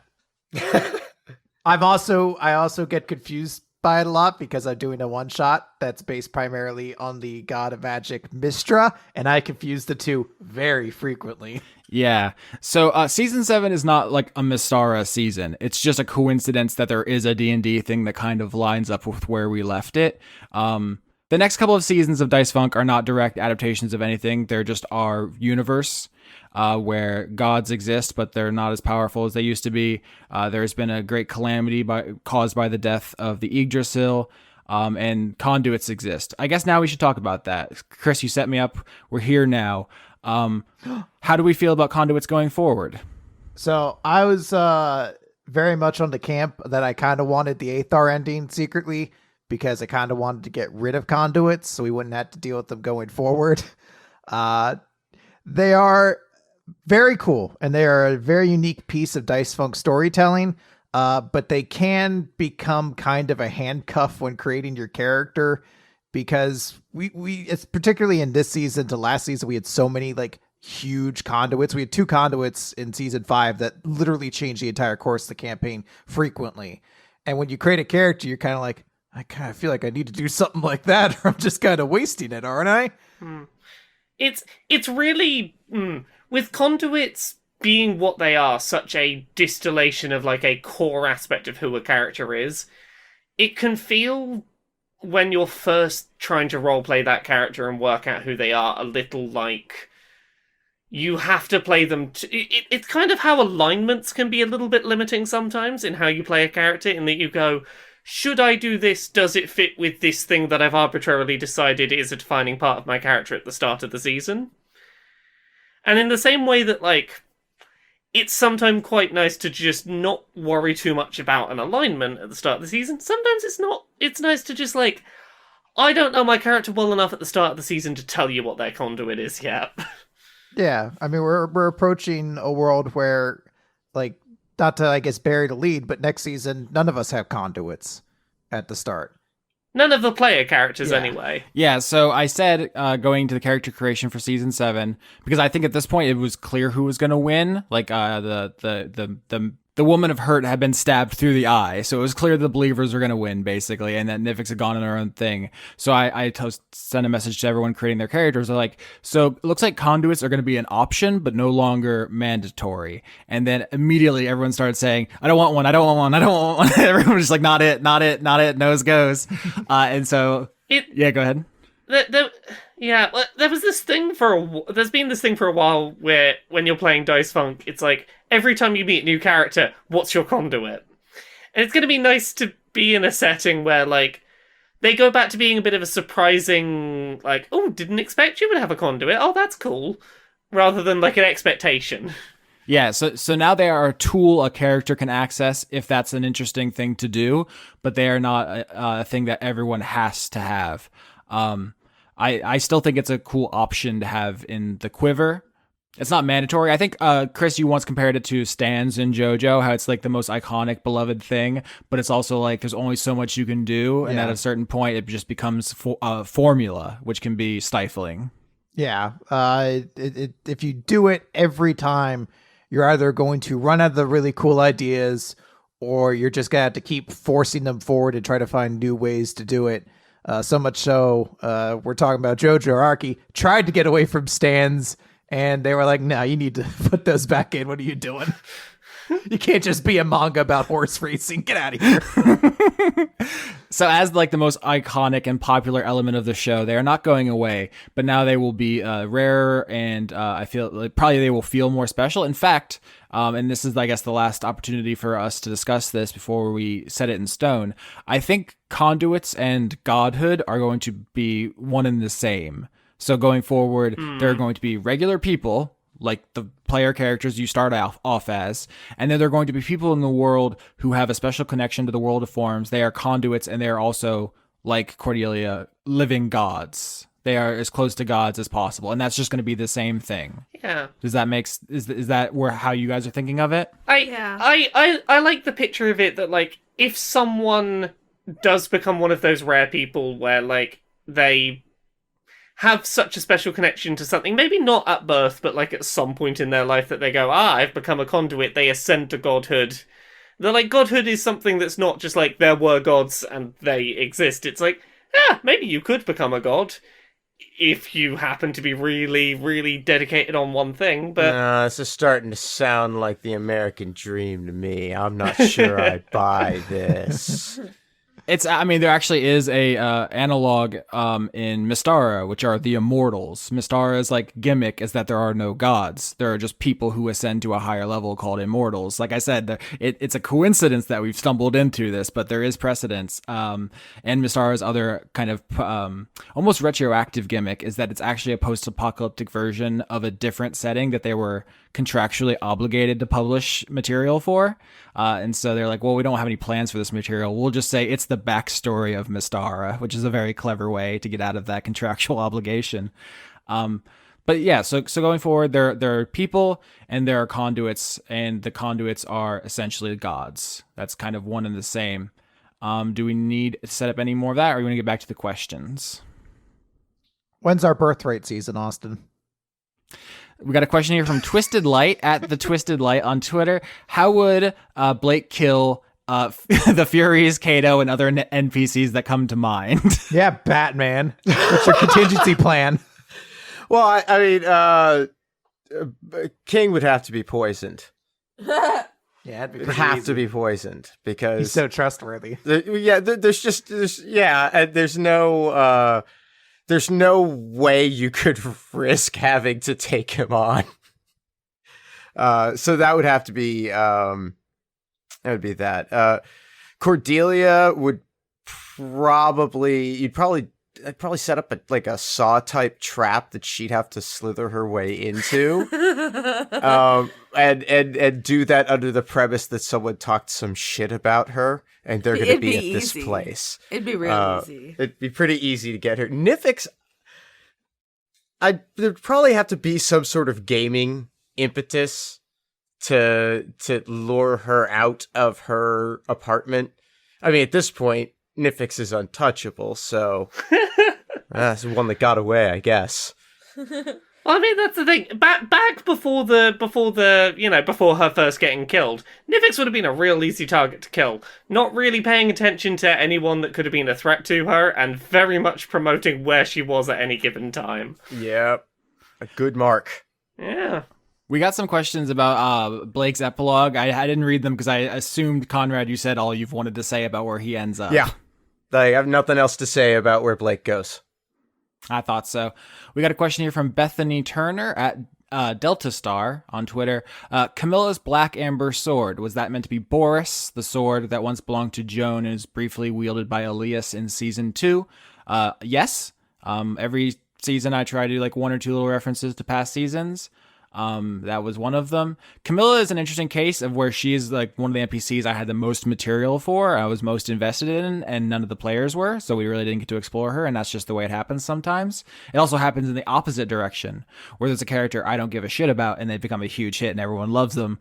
The biggest example that comes to mind is Babish from last season. You weren't even there for his Yeah, birth. as they say, you didn't have any real control in that character's creation and explosion either. Yep, but that's what being a DM is. It's just finding what the players are interested in and exploring it. You can't have an ego about these things. If the players aren't interested in the character, you got to throw them in the trash, even if you spend a lot of time and you care a lot about them, which is the situation with Camilla. And this is why Roman Reigns will never ever go over. I know that's a wrestling thing. He loves that joke. Regular Snowman at Mikester Chief on Twitter asked, will future seasons reset to level 1 characters? Every God, season. no. Please no. Level 1 characters in 5e are awful. Not quite level 1, but you not... you have like 6 health and everything hurts. Every season has its own needs. So we'll do high level seasons, we'll do low level seasons, we'll do mid level seasons. It just depends on what the story we're trying to tell is. Next season, I think we're starting at level 3, if I recall correctly. Yep, that's what my sheet says. Because the characters are relatively fragile and they're going on a quest. They're going on a very traditional, almost Lord of the Rings-esque journey. And they will become strong along the way, but they need to start off as hobbits leaving the Shire. So it's one of the lower ones we've done. Yeah, do you guys have any thoughts about levels? This was the highest we've ever gotten. This is also, remember how earlier I said, you don't want a villain season. You think you want it, but when you get it, you're going to hate it. This is also what I said about high-level seasons. Everyone's like, oh, they should do like a high-level season. I'm like, the combat's going to stretch on forever. You're going to get bored. You're gonna get tired of it. I'm telling you. Starting high level, like, there was initially a little bit of a hurdle of I have so much stuff I need to remember off the bat, but like once I got to grips with it, it was really nice to have so many different tools at my disposal. It's interesting because there's a lot of DMs out there who will say like if you start your party from like level 1, the plan's to get to 20, you let the players roll at level 20 for like one session for fun, and then you end the game because D&D at high levels is a horrendously balanced system that favors usually the spellcasters because you guys get spells that alter reality per day sort of things, and everything has a ton of hit points, everything has 1,000 effects. So it's something, I think we actually found the sweet spot where we were kind of like high mid-level as opposed to actually being high level. Like no one had 8th or 9th level spell slots. This is where you get the stuff that's like power word kill and stuff that's just going to make a mess of everything as soon as I use it.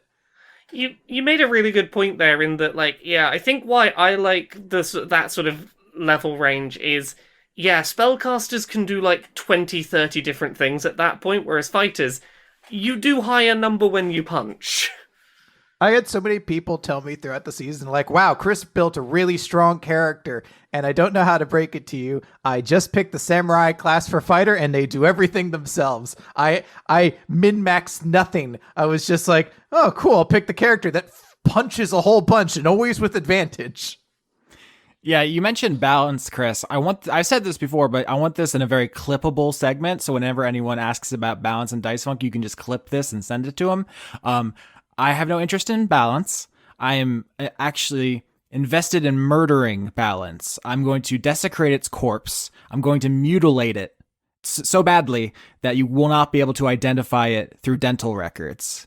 That's how I feel about the concept of balance. Jesus, man. I mean, it's for me, it's another mechanical aspect. I don't care if it's fine to have, a high level character with a whole bunch of options available to them, but if the system drags down the storytelling, then what the fuck are we even doing? And that's the point at which, and I think that's the point at which I start to throw rules away.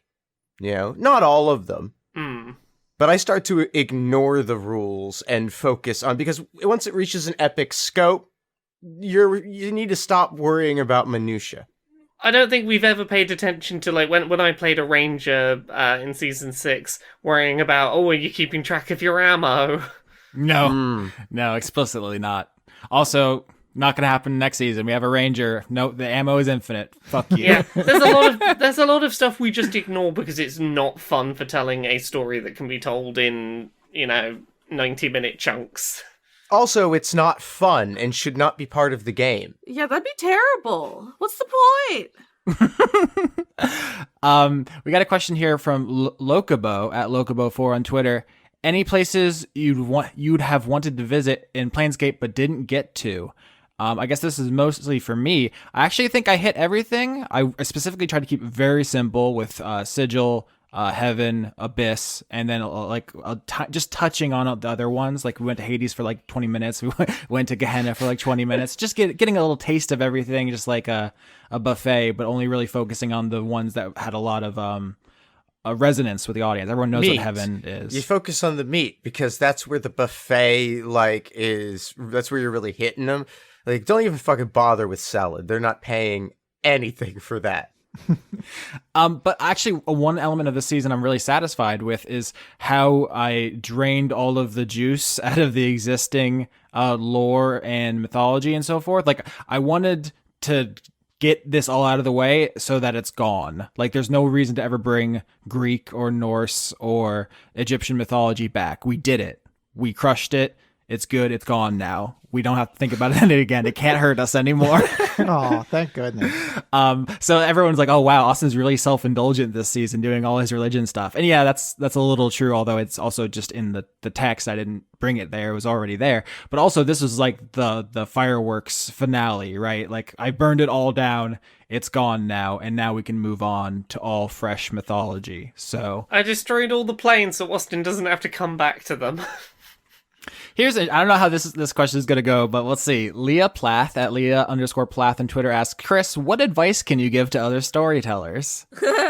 This is great because everyone recognizes you are the genius of the cast, and you hate admitting that. So let's put him on the spot. I'm really not. Everyone brings so many unique things to the table. I don't know why they say this about me. Because it's like a cruel genie wish. Like one time when I was 7 and I felt really self-conscious, like I wish people recognized me more. And then as I got older, I'm like, oh no, I'm a fraud. The monkey's paw curled. Literally every season I have been in with you, you have been the player who I've gone, oh shit, you knocked it out the park more than anyone else. You consistently just like fucking you're like the bar do great shit that I aspire to. Thank you very much. I disagree with all of that, but I appreciate the compliments. For storytelling advice, I would say one thing is to just always be truthful with your characters, even when it goes against what you really want to do. Just side with them and what you think they would do. And then beyond that, I would keep track of the little things. I think those are the big details that help characters really live out in people's minds and often help them kind of figure things out. I would say recognize your tropes, but also recognize when to go against them, because that's the way you get interesting stuff. There are a lot of really great writing advice people to follow on Twitter. I'm going to say, oh God, what's his name? R. Cargill, I think is his name. He was the writer for the Doctor Strange movie. And if you follow him, he gives really great writing advice all the time. I highly recommend giving him a follow. We got a question here from Quarantinion at Inside I'm Goblin. That's very good. Who asks, is it possible after King dies that he descend to godhood? He did join the Believers even if he wasn't super active. I'm not sure that's true that you actually joined. You said you were going to take him over and then you didn't. But this gives me a good segue to talk about King's journey, because I think there was a part of the season where Chris was criticized for doing a very good job of playing King as someone who isn't very smart but wants to help. So there's that part where he's like, yes, I want to join the Aethar. He gets the glove. And then he says, no, I want to take over the Believers. And he goes talk to Camilla and he says, no, I want to help the Slods. And it seemed like that indecisiveness was like a weakness of your storytelling. I think it actually is. You were playing the character very well. And I also think it's very funny for me personally as someone who behind the scenes was like, okay, King joined the Aethar. Now I have to set up a character arc for this. I have to design encounters and payoffs and NPCs. Oh no, you joined the Believers? I got to throw all that in the trash. Okay, new character arc, new encounters, new bosses, oh no, you're not? Okay, now I have to do the slot arc, throwing that all in the trash. And I kept having to completely recontextualize the final arc basically for King. This is funny. But that was one of my favorite things about one of my favorite King moments was this whole he consistently was like, he just wants to be helping everyone, and he's like, yeah, but I want to help you. No, but I want to help that. He had too many people he wanted to do nice things for, and not enough know how to do. But the question is, would King become a god? No, he did not join the Believers. The first new generation of gods are the Believers, because those are the people who believed that they should become gods, and Planescape makes belief true. So only Cordelia joined. Only Cordelia gets to be a god. There's some questions in here about would Blake become the god of mundanity? Suck it. But no, only Cordelia. And then over the undefined period between 6 and 7. There are no new Believers. That just becomes the status quo. And then only certain people become conduits. I don't know if we want to talk about how that works. I have an idea, but you as the audience listening to me right now don't really know how people become conduits from now on. It's a mystery because it used to be everyone and now it's not. And how that changed is, I think, something the player characters of season 7 will discover on their journey. So don't lose any sleep over it now. Well, shit, now I'm going to lose some sleep over it. No, see, this is also a fun thing about season 7 is because it's post-apocalyptic. It's in a place where nobody had formal education and you're all just kind of trying to live your lives out there, which means none of you, the players or the characters, are expected to know any lore. You're all... Oh, what a gift. You can totally justify not having done any homework, not Googling, not reading the stuff I send you, because you can just be like, my character doesn't know that. He's from the wasteland. We're all idiots that don't know what's going on. This is perfect. But Austin, I just read some of the D&D books finally. I was ready to be like, all right, Austin, which demon lord are we talking about this week? How about Yargabal, the Knoll one? Yargle balls. You can yargle my balls. Yargle. Yargle balls. No, this is a deliberate clean cut. I was trying to kill off all of the old mythology, all the old lore, and just descend it into the void, because one of the interesting things about D&D is it always has ancient history. There people always are uncovering ancient artifacts and ancient plots and ancient secret societies that control the world or whatever. But they're only ancient because the books say they are. There's no actual history there. But in Dice Funk there is. In season 7, you come across something ancient from season 1 or 2 or 3 that is part of our history. And I think that's way more interesting than me saying, in a book from 1984, there was something that is said to be ancient. It's just not as compelling as it actually being our history. So there's not going to be any Hand of Vecna? God, Vecna fucking sucks. What a bad villain. Eat my entire ass, Vecna. I should also say that the way the second edition actually ended, because Planescape was a second edition setting, the way second edition ended was in a story called Die, Vecna, Die, where Vecna attacks the city of Sigil, and the player characters fight him in a boss fight, and they win. And then the Lady of Pain just reorders the universe. You know how Nifyx had to go through this entire character arc to do this thing? The Lady of Pain just decides to do it, and it happens because that's how powerful she is. She's so cool. Yeah. But that's why seeing people getting really upset at the idea of an apocalypse took me by surprise, because D&D is constantly being apocalypsed. Like every couple of years it blows up, and it's not considered like that big of an event. So the Lady of Pain literally just completely changes reality on a whim at the end of second edition, for the record. Got a question here from Kanza at Kanza_Doom. Was the ghost of tragedy Nifyx saw a few times after she killed her really tragedy, or just a hallucination brought on by Nifyx's use of bone juice? Oh, that's a good question. That is a really good question, he says, Isn't not it answering just? it. Here's the thing. I'm not even going to say what my opinion on that is. I think that's best left. Mm-hmm. Yeah. I'm not intending to answer it. I just thought I'd read it on air. Yeah, it's an interesting question. You're just trolling them now. It's like that really bad scene in Dark Knight Returns or Rises where they have Ra's al Ghul show up and you're like, oh, is he actually alive or is it just a ghost? But at the end they have him fade away and you're like, oh, it was just a ghost. It would have been a lot cooler if you hadn't actually explained this to me. We got a question from Einar Johansson at Mr. Zoinker. That's fun to say on Twitter. Was the fate of the real Lady of Pain kept intentionally unspecified, or were the players would have been able to figure out what actually happened to her? The first. I actually had no intention of including her like in the first draft, because she's so powerful. You cannot reason with her. You cannot fight her. She doesn't talk. She's like a really hard character to implement. She just kind of represents the DM's total control over the setting. Anytime you want something to happen, you can just say, and the Lady of Pain does it, and that's how it happens. She's more of a plot device than a person. So I wasn't even going to include her at all until I thought of the twist that there could be a Lady of Pain impersonator who turns out to be a character who is otherwise likable. And that's when I decided to include her at all. And I never once, even for a moment, considered actually having the real Lady of Pain show up or having the players discover where she disappeared to. So I'm sorry if you thought that was a possibility. She's a punk ass bitch. She's lame. Thank you, Chris. It's an interesting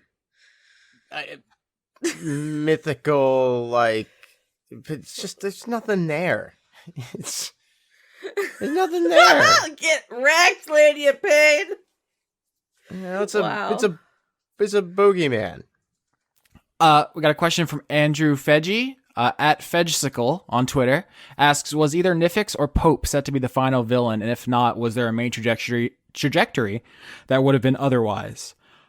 So from episode 1, my thought was, if they side with the Aethar, the Believers are the final boss. If they side with the Believers, the Aethar are the final boss. And if there's some kind of party split, each side of that split are each other's final boss, which I guess is the closest it came to turning out. It's a little more complicated than that, but that's kind of how I was thinking. But I'm always open to stuff. There was a point where I wasn't sure if Matilda was going to become a major villain if Nifyx didn't work with her, but Saw how that went. I'm very interested to see how you all respond to the obvious villain in season 7. I saw some concern out there. People were like, oh, post-apocalyptic, that's going to be very dark. I think it's going to be probably the most comfortingly normal heroic narrative. We were talking before we started recording about how the perception that I make very dark stories, even though when I'm a player character, I'm always making just the most buffoonish clowns. I think this might be our lightest season. What do you all think? It's going to be comforting until we get a total party wipe in the final episode and the villain wins. I think it'll be a little more wholesome than usual. Oh, yeah. Yeah, I mean, wet and sticky. Maybe not you guys. Wet and sticky, but wholesome.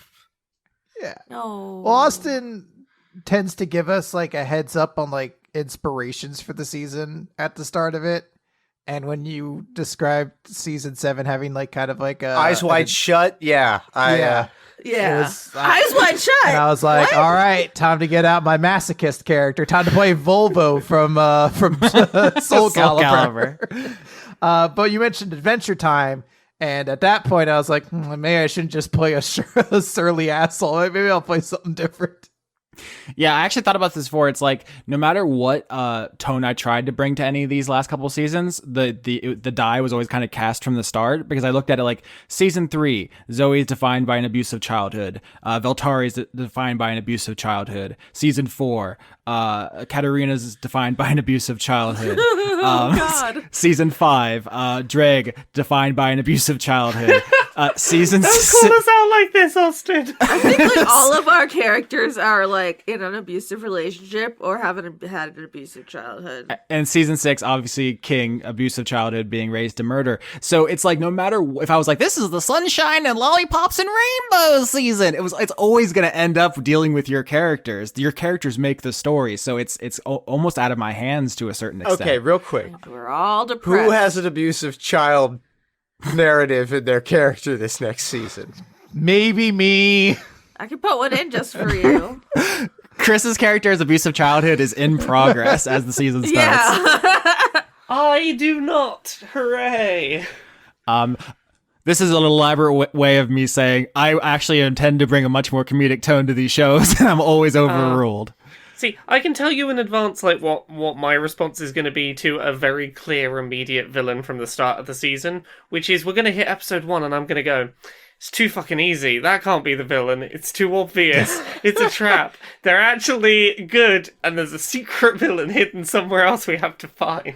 That's totally possible. Yeah, I said, like, as if it's set in stone that that's how it's going to be. You could all decide to fuck off 2 episodes and it could be something else completely, because that's the kind of show we make. We got a question here from Alex Caliber at Excalibur on Twitter. Other Planescape factions you wish had featured more prominently? This is funny because earlier Chris said that if we could do it again, maybe he'd engage more. But I sent a list of the factions very early in the season to the players, and the only one who got back to me was Lauren, who ended up becoming a god. So I'm glad she looked at it. Oh, I did do a good thing. You did. So this whole season has been, it's almost been the entire show, the Dice Funk has been leading up to this season, because I've been trying to figure out a way to make something very complicated palatable to an audience who doesn't maybe know anything about it, because it's a setting with 16 factions and 30 planes. It's a lot to keep track of. So I've been kind of, every season up to this has been like me, but learning about like how much I can burden the audience with lore and factions and stuff. And I ended up boiling it down to literally 2 factions and like 3 planes, and it still was overwhelming for some people. So I just don't think we can really fit more in, is the problem, even if other stuff is interesting. What do you all think about the cognitive load of this season? Yeah, no. Nope, I'm good. This is like the absolute upper limit of complexity. And I know how little of this that we touched upon, because it is just a vast thing. It wasn't, I think for people who with better attention spans, probably wouldn't have been as much of a burden. But it's also, we get together for 2 hours once a week, and a lot of shit happens in between them. So I've learned I need to take notes, is really what it is. I'm not going to, but I really need to. See, the major comparison to the factions is the guilds in Ravnica, which I know intimately, but if you had tried to describe the guilds of Ravnica to me before I started playing Magic the Gathering, I'd be like, blah, blah, blah. The only thing that sounds cool is like the murder circus, and that would have been it.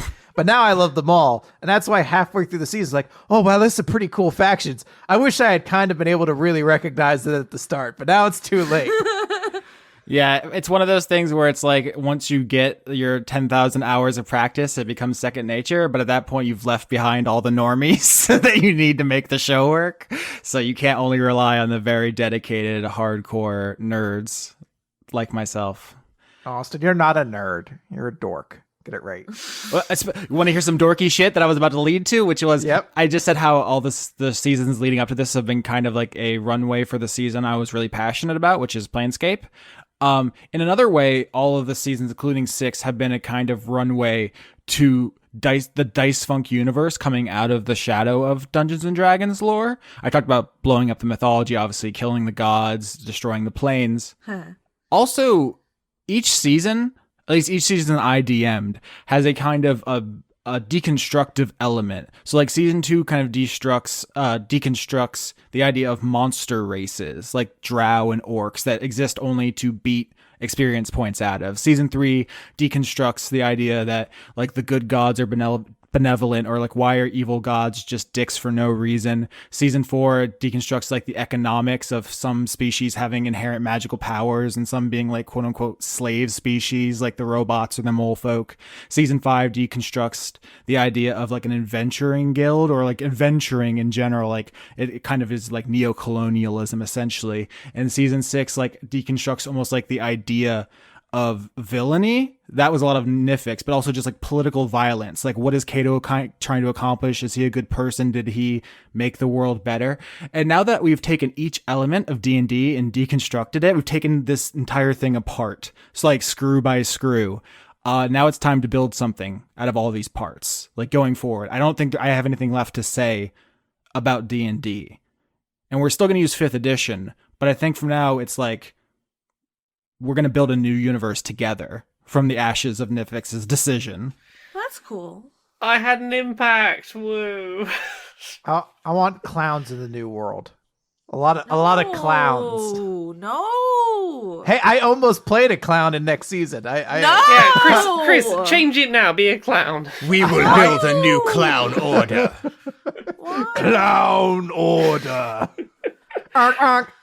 It's kind of interesting that the history of Dice Funk is the history of women making decisions, really. From Dora killing the gods, true. to Lenora blowing up the Einsoft to give everyone conduits, to Nifyx killing the Yggdrasil, and I guess Sasha defending the timeline from And Lavinia. Cassius's army, and Lavinia destroying the timeline. It wasn't intentional, but it occurs to me now that like every major event in our history that differentiates it from D&D was like a woman deciding, I'm going to change things. It's just Okay, so much like Horizon Zero Dawn something, we're going to end up in like a matriarchal society soon because women make all the choices. Hell yeah. Hell yeah. Let's do it. Oh, no, wait, stop. Aaron Rules 380 at Aaron Rules 380 on Twitter asks, can the canonical name for King's Charity be the King Badass Center for kids who can't read good and who want to learn to do other stuff good too? Yeah, absolutely. Is that a Zoolander Fuck joke? yeah. Go for it, my man. Zoolander is the only film I've ever walked out of in theaters. I love Zoolander. What's wrong with you? I was young, maybe I appreciate it more now. It might be the only Ben Stiller leading film that I like him in, because I can't stand him as a leading man. I don't feel like Zoolander is the kind of film that Austin the lawyer would like. No, Austin loves dumb shit. Austin's a cop. He's not gonna like Zoolander. The only reason I've seen Troll 2 in the room is because of Austin. So, he loves dumb things. Yeah, so in the actual episode, I asked Chris what was the name of the organization, and he didn't really answer. Did you have one, or are you just adopting this joke? Yeah, that's what we're gonna go with, I think, because I thought I had something and it's gone now. So yeah, the Zoolander thing. That's the name of it. Jacob Long at Coco Pelli Orca asks, Chris, had the New York Slod survived, what class would it have been if you had decided to play them? Oh, I don't know. That'd be something I'd have to really think about, because I was really looking forward to doing the voice there. Oh, and he probably would have been New York Slide. He'd have been called Bada Bing, and he maybe be a barbarian. And every time he goes rage, he's like, "Oh, I'm walking over here," and then he hits someone with a big axe. Chris, do you want to talk about the decision to bring King back? Because that was a big thing behind the scenes, was we did not expect King to die, and then he did, and then you basically had to be talked down from the ledge of keeping King dead. Yeah, I was very much in the idea. At that point, I was like, you know what? People aren't really digging this. So I was like, why don't I just go and play Lloyd? And I had a whole plan set forward of how Lloyd would become part of the party and why King wouldn't come back. And Lloyd's ultimate goal was basically to keep King from coming back while he did everything to become a god, so that because his thought process was, if King comes back, he's just going to die again because he's already died twice. So You just can't stop it. his thought process was, I'll become a god and I'll be able to bring back King and all my other siblings who died in that organization. And then as a god, I'll be able to protect all of them. But there was going to be some dark stuff going through. Like the opening like downtime scene for him was going to be him abandoning Lime over at McNugget's place. Yeah, for me, the biggest reason why I was for you keeping King was that we went through that whole arc about getting a diamond that brings people back like 2 episodes before he died. So it would have just felt like very forced to not use it. Yeah, I had ways to work around that, but I think there were a lot of things that went against it. Plus, Lloyd, as I imagined him, was probably too powerful to be a player character. His conduit was kind of broken in the initial plan, so it's probably good that we didn't go that way. Although, had we, I can't imagine he definitely would have been a lot more of a character focused on the faction side of things. Also, this means you finally had a season where you only played one character, which means when you do it, when you kill off a character or switch characters next season and the season after that or whatever, you can always point to this one as the one time you didn't do it. I'm going to fall down a hole in episode 1 of season 7 so I can immediately start playing the other dude that I made. Oh, King. I call Chris King. That's We're basically one and the same when you get down to it. In fact, we have a question here from Minty at DNDE Girl. Oh, Chris, the question is phrased at Chris. 1, how dare you? 2, why are you so horny for Act 3 character deaths or removing yourself from the party? I don't know what they mean by the Act 3 character. I don't know if they refer to King dying in the epilogue or if they meant the vacation arc where all of our characters were separated from each other. If you're referring to the epilogue, I just thought that was the most appropriate way to end King's story by showing he's dying, but he's dying peacefully, surrounded by everyone he's ever loved, in the stark contrast to the sudden and very violent way he's died previously to this, as like a way to show that he kind of got everything he wanted out of life in the end. And as many people recall or brought up, like it's basically the good ending to BioShock 1, and for good reason. That's an absolutely beautiful ending. So there you go. If that's, I don't know. What do you mean by how dare you? I guess I'm sorry. I don't know. Anybody else? Thoughts? Let's open it to the floor here as I try to see any questions. Oh, weren't you going to bring some from the Discord, Chris? Cosmonon asked, did the Slod Squad's names have any significance with the season's overarching naming scheme? Specifically referencing Dante's Inferno, or not the Divine Comedy? Yeah. They say Dante's Inferno, and my mind's like, is that the volcano movie, or am I just an uncultured swine? So I mean, the audience figured out in like episode 1 the naming convention. I'm seeing people here in the questions ask that, and I just assume that other people will fill them in. So yeah, I mean, all the NPCs were named after characters that were referenced in the Divine Comedy, including the Slod Squad. I feel like the Slod Squad has so much potential. I don't want to put this out in the universe, but I'm going to anyway, even though it's going to haunt me for probably years. Someone should definitely do a one shot with the Slod Squad. Can I play a slot in another season? Why have I ever said no to you? Yes, several times you've said no to me. I was like, can I be a mind flayer? You're like, no, you're too strong, and then you slap me away. Okay, that's not how I remember it, but you were like a dragon. You were like, no, and fire shot from my screen. And I was like, okay, I'm sorry. And then I hid under my bed for a day because I was very scared. Any other questions from the Discord? I feel like it's pretty common knowledge that I left the Discord. I bet that's really good for your brain. How's that going? I no longer wake up, check the Discord, and then spiral into self-harm ideation for the entire day. Oh, okay. Well, maybe I should just... Dante Condorwall said, did Austin have a specific mechanical idea for what Cato's Wrath Conduit did, or was it always meant to be non-relevant given the inwards focused nature?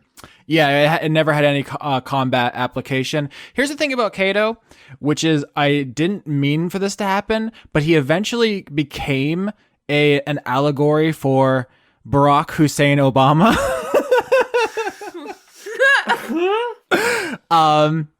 Do you guys want to explore this, or do you just let that out into the universe? Go on. No, just leave it. Just leave it on that.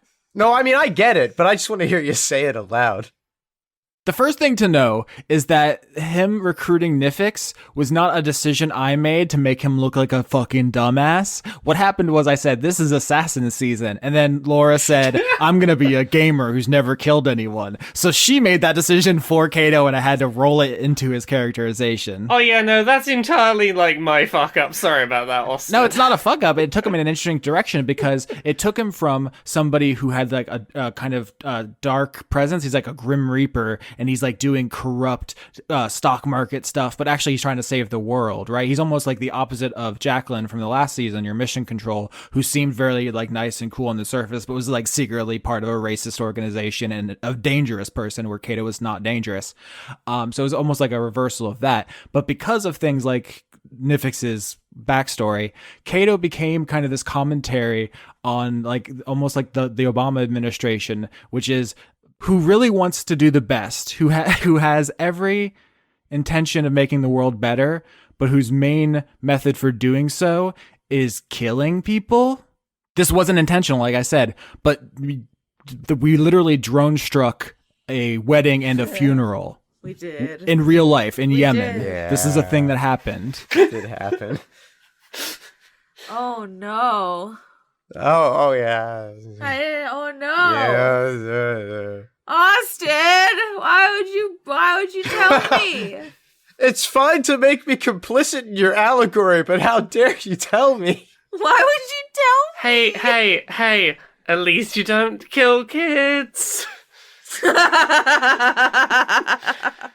Oh, I killed so many maggots. But yeah, like I said, that wasn't intentional. I didn't set that up to make that point. It just ended up being that way to where I look back on it and I was like, oh, this is obvious. Like anyone who's writing a paper on this season would have to contend with this parallel. So it just became a thing. Does anybody have any thoughts about Cato? A very divisive character along with Nifyx and Lancelot. I feel like one of the defining characters of the season. Punk ass little bitch. I mean, I do have more thoughts, but I agree with Lauren. What a punk ass. Thank you. I think it was really interesting that Cato ended up going to the other plane with Sharon and Nifyx in the end, because I think like it's fairly obvious that all three of them had the defining trait of Cowardice?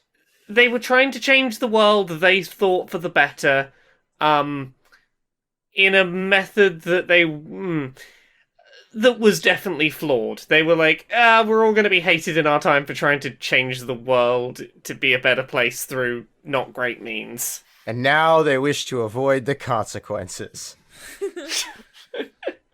I liked Cato a lot. He's one of and Austin's so good at making these characters that oftentimes becomes that thing where it's like, oh, there's just not enough time to interact with all of them. Mm-hmm. Where I feel like you could do an entire season where you spend every downtime kind of talking with Cato and still get more out of him. Yeah, soak it in, Austin. Enjoy that praise. You can't let me have anything, Conrad. Why can't you just let me have one thing? You're so mean. But the one thing I didn't like about Cato is he sounded like such a nerd. May have been the source material where the voice is from. I like your little southern voice. No, I'm It's kidding. I liked it too, I yeah. just had to dunk on Austin. It's oh my god, I just realized who you sound like when you do it. Uh-oh. Fucking Daniel Craig's character in Knives Out is like all I picture when I hear that. I haven't seen Knives Out yet. It's very good. He has like a fucking foghorn leghorn accent. Sick. So we started like 20 minutes late, so we're running up on our time right now. This, I think, is the last chance. If Chris has any more questions in the Discord, or if anybody has any topic they want to throw out there. There's one big one that I know what the answer to it is, and I know it was in the Twitter ones, but I feel like if we address it here, then it'll at least make some people sleep easier at night, which is Cato's big regret. And the thing about that, yes. Yeah. I mean, Austin, I guess you could choose not to say it, which you're not going to. But like, I felt like just attaching like the snowman gift. Like, I gave you all the clues, Mr. Police. Yeah. Well, I just want to say that I love you all. Yeah. Very good. And I think it was a good season. It was. a Thank good you season. all for continuing to let me be a part of this, because I really Same. enjoy getting to make fiction with all you lovely people. Yeah, I already said about Laura's created the most complex and nuanced and just successful character in the history. I also think it's worth pointing out. Conrad, you played storytelling on a hard mode by making a character defined by their boringness and making them extremely interesting. It's just an achievement. It's almost like, frankly, you're stunting. It's like, oh, I'm going to wear ankle weights and win this track meet, but you did it, and it's very impressive. Thank you. You absolutely killed the idea of like the straight man played as oh you did such a good job. No, and it was a lot of fun to play a character that, like, I got to do small amounts of evolution of the character over time, and it ended up paying off really well, and so I'm really glad that I had something. And it's interesting because somebody brought up in the chat after the Lady of Pain fight that it was feasible that Blake could have been a replacement for that figure in Sigil. And I'd had the same thought as soon as that had happened. Like when we were talking about, okay, well, he's going to take this scar and it's going to fuck with this conduit. And I'm like, if we had more time, that's the only other way I would have possibly thought might be interesting to send that character down a path, is to where he winds up screwed into this job forever. But yeah, it wasn't enough time for it. But it was a really kind of cathartic, enjoyable experience to play someone who is unrepentantly evil, but dull. I think boring. I think real evil is dull and boring, and this character is kind of like my mother if she didn't have a soul. Seriously, that's the way I thought about it. I was like, all right, when we started, you said this is going to be the villain season. We're going to do assassins. I said, okay, what's evil? Boring people who don't do anything with their lives are evil. So I want that. And then, I guess I'm describing someone who was in corporate America, and then I thought about my mother, and I thought about how she'd turned out, because my mother worked for like defense contractors and shit for a long time, and then got just sort of shit out one day, and but she'd worked her whole life for a retirement, and she is presently caring for my father, who got developed dementia very quickly, like within 6 months after he decided to stop working. So she retired and immediately went into caregiving. And it's just like, oh, that sucks.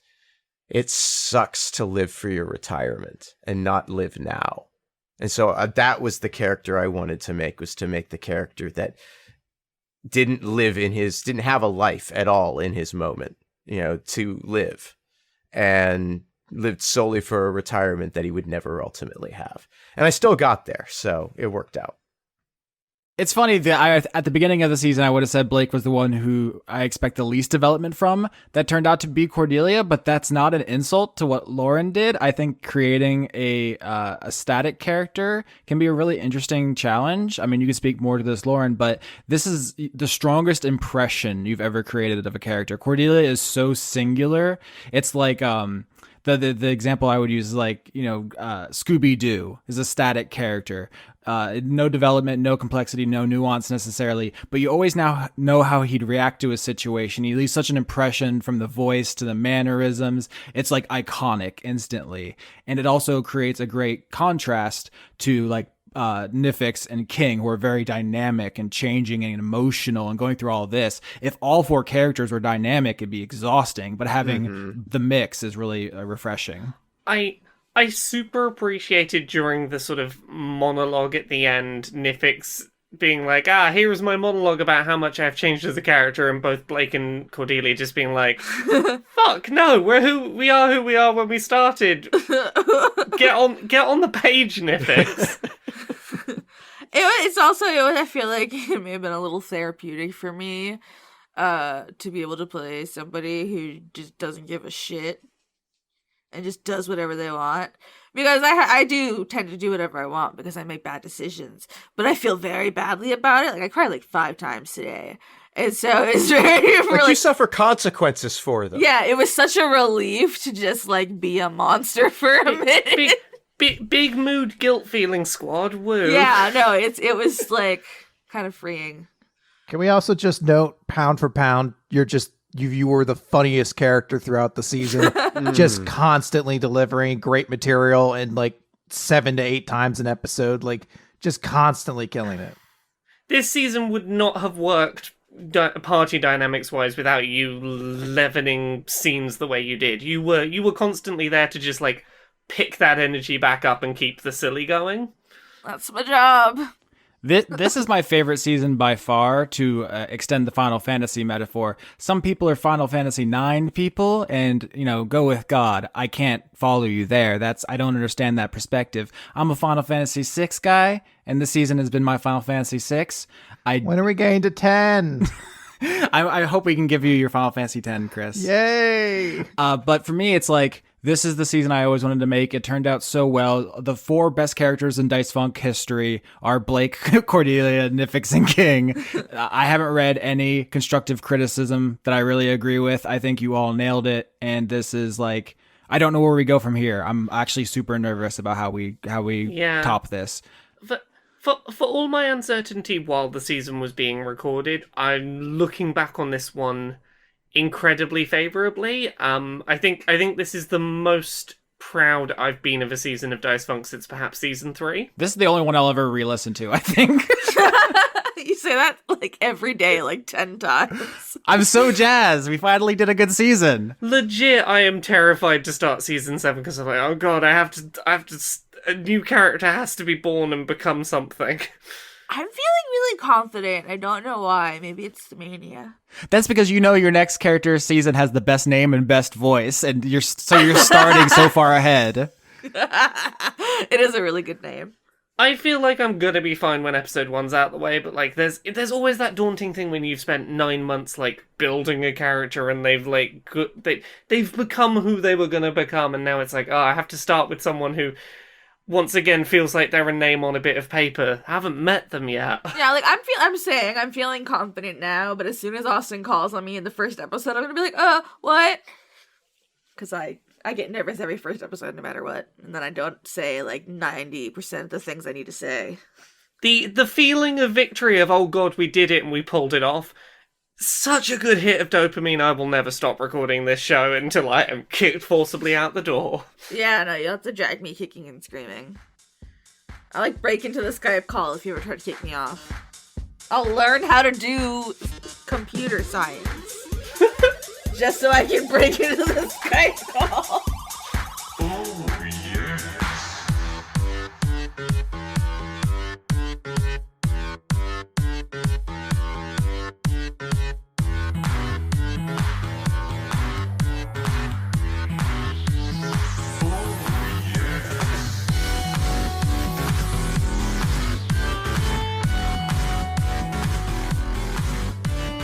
April 2020, the Good Vibe Zone. Good vibes only. It'll be 4/4/20. It'll be 4/20/20. That's a good vibe. Yeah. If you have bad vibes, you need to leave right now. No bad vibes in my April 2020. Executive producers for the Good Vibe Zone.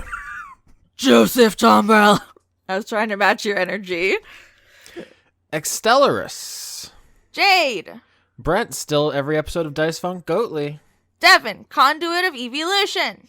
John Madera, conduit of caramel lattes. Nephis Decidia, a sheep with crushingly low self-esteem. You're soft. Take heart. Paul Mullen. Inspired by all these PhD patrons, I'm getting a degree in what the heck. I'll be very useful in the new economy. R.I.P. Chip, human fighter, and pal of Hark and Caleb, eaten by an ankeg.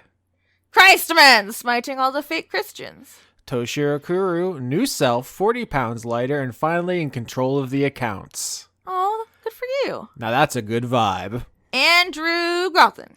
Belated birthday, Jamie, because Patreon messed up last month. Oh my god, happy belated birthday, Jamie. Dr. Goatman. Faith_and_Valor, formerly transient passerby. Francois V. Francois. He's one master. Oh no. Hold up. What's your starter Pokemon? Dildo, vibrator, or butt plug? JK. You just go right past it. Jaspel sitting alone in the VIP. John what? Luther Manhole. Possum Kingdom refugee. Random conduit of Would You Like a Hug? Oh, I lost it. Sternad.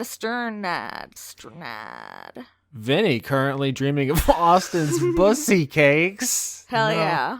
No. Z23619. We need to make a judgment. Is Austin's bussy a bad vibe? It's a bad vibe for me. No, it's not. Okay, Kevin Dobbins. A lonely gambling pig trying to be King's Valentine. Oh. That would be so cute. King and a little pig. Yeah. Charlie Chalkley is DMing his first sesh on Saturday. Oh God, Austin, help! I think this was last month too, and they haven't changed it, which means they're dead. R.I.P. R.I.P. pouring out. Pumpkin Spice itself. Robert Tuttle. Anthony, patron of Dora.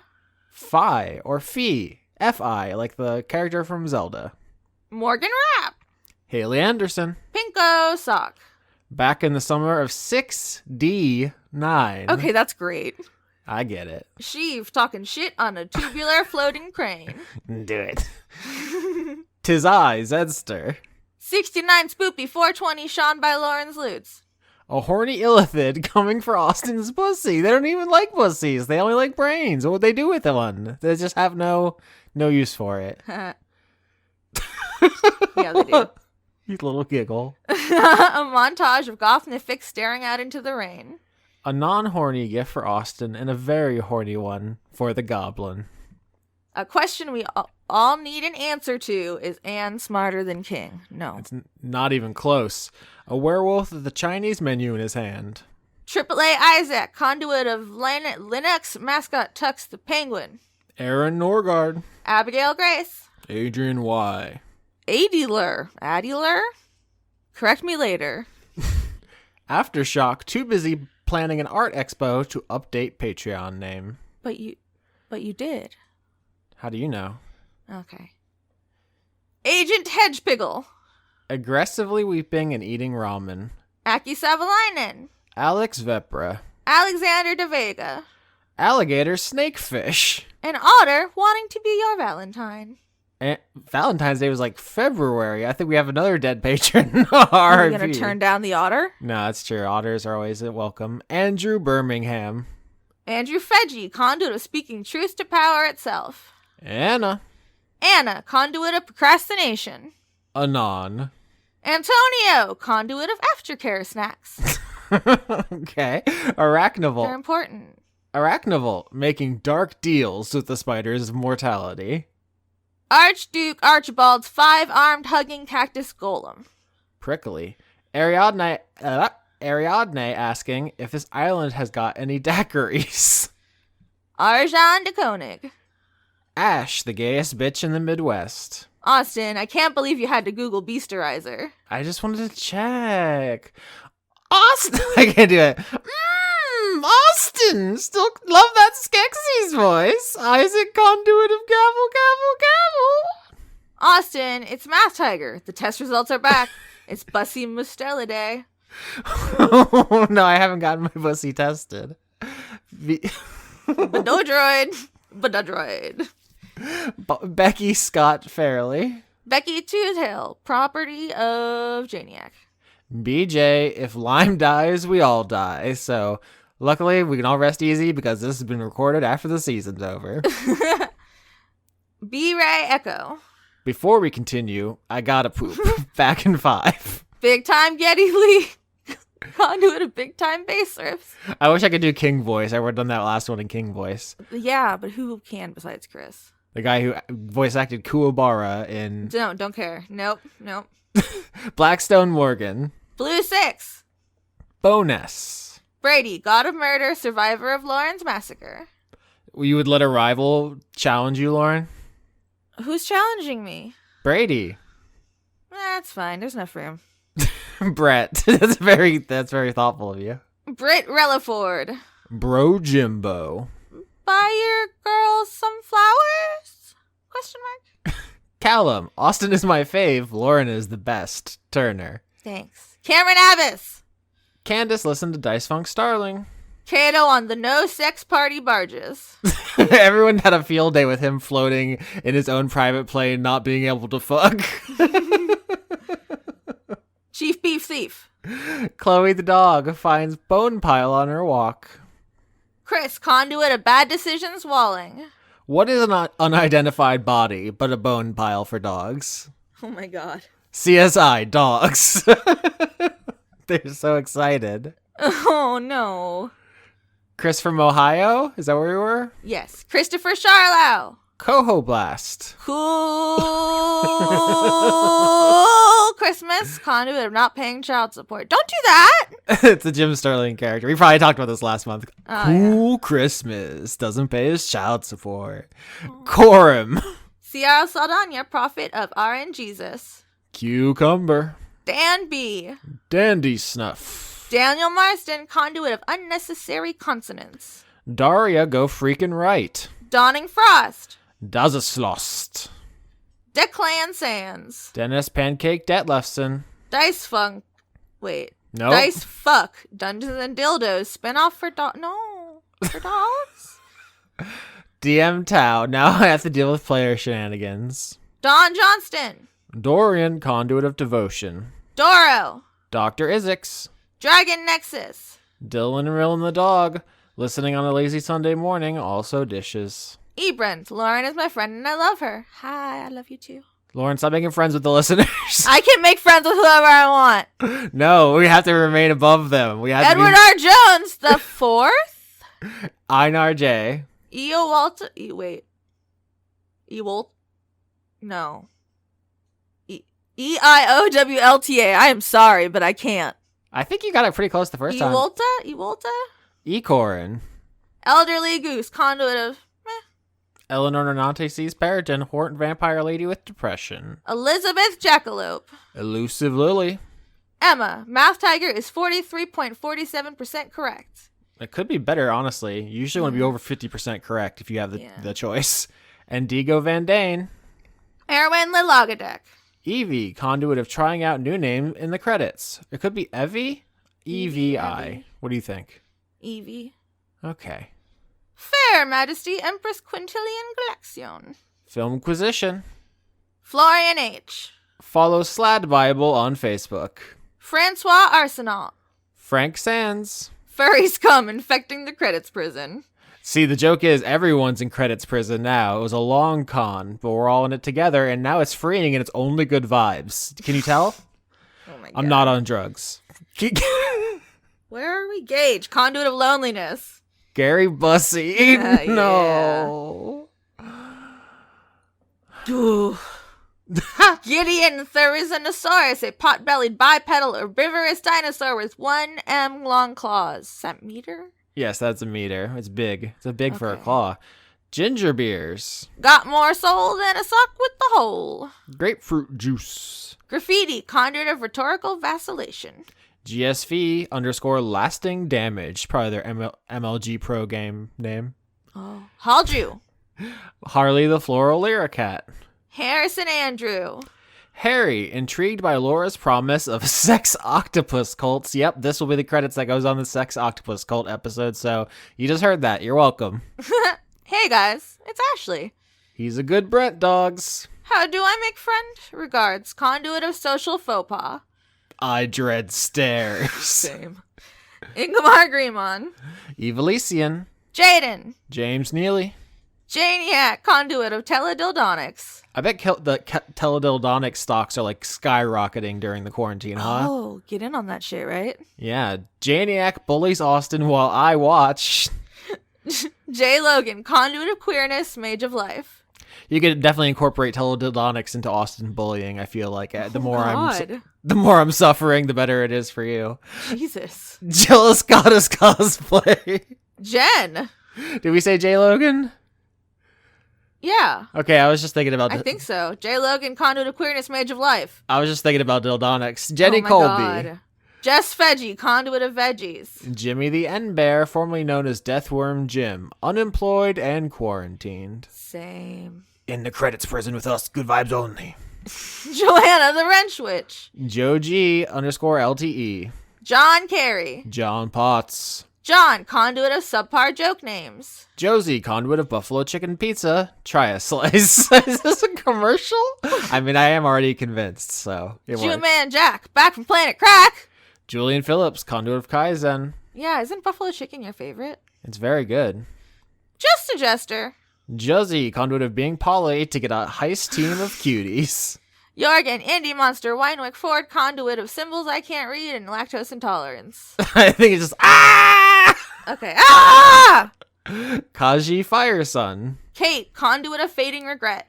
Kiefer Lowe. Kelladry offers Austin a hit of Mitzi's good cat belly. I finally pet a cat in the first time in so long, and it was blissful. It's very good. I could not get enough cat belly. I missed them so much. Anyway, Keller Automat. Ken, conduit of finally writing this goddamn PhD dissertation. Kidney, a beholder in a snazzy hat. Killer Cotton Shizno. Kaniku fan. Kitty Foe, warm snoring burrito ate your Valentine candy. Damn. Corrito Prime, my Patreon saved a life. Damn, that's the opposite of what I wanted.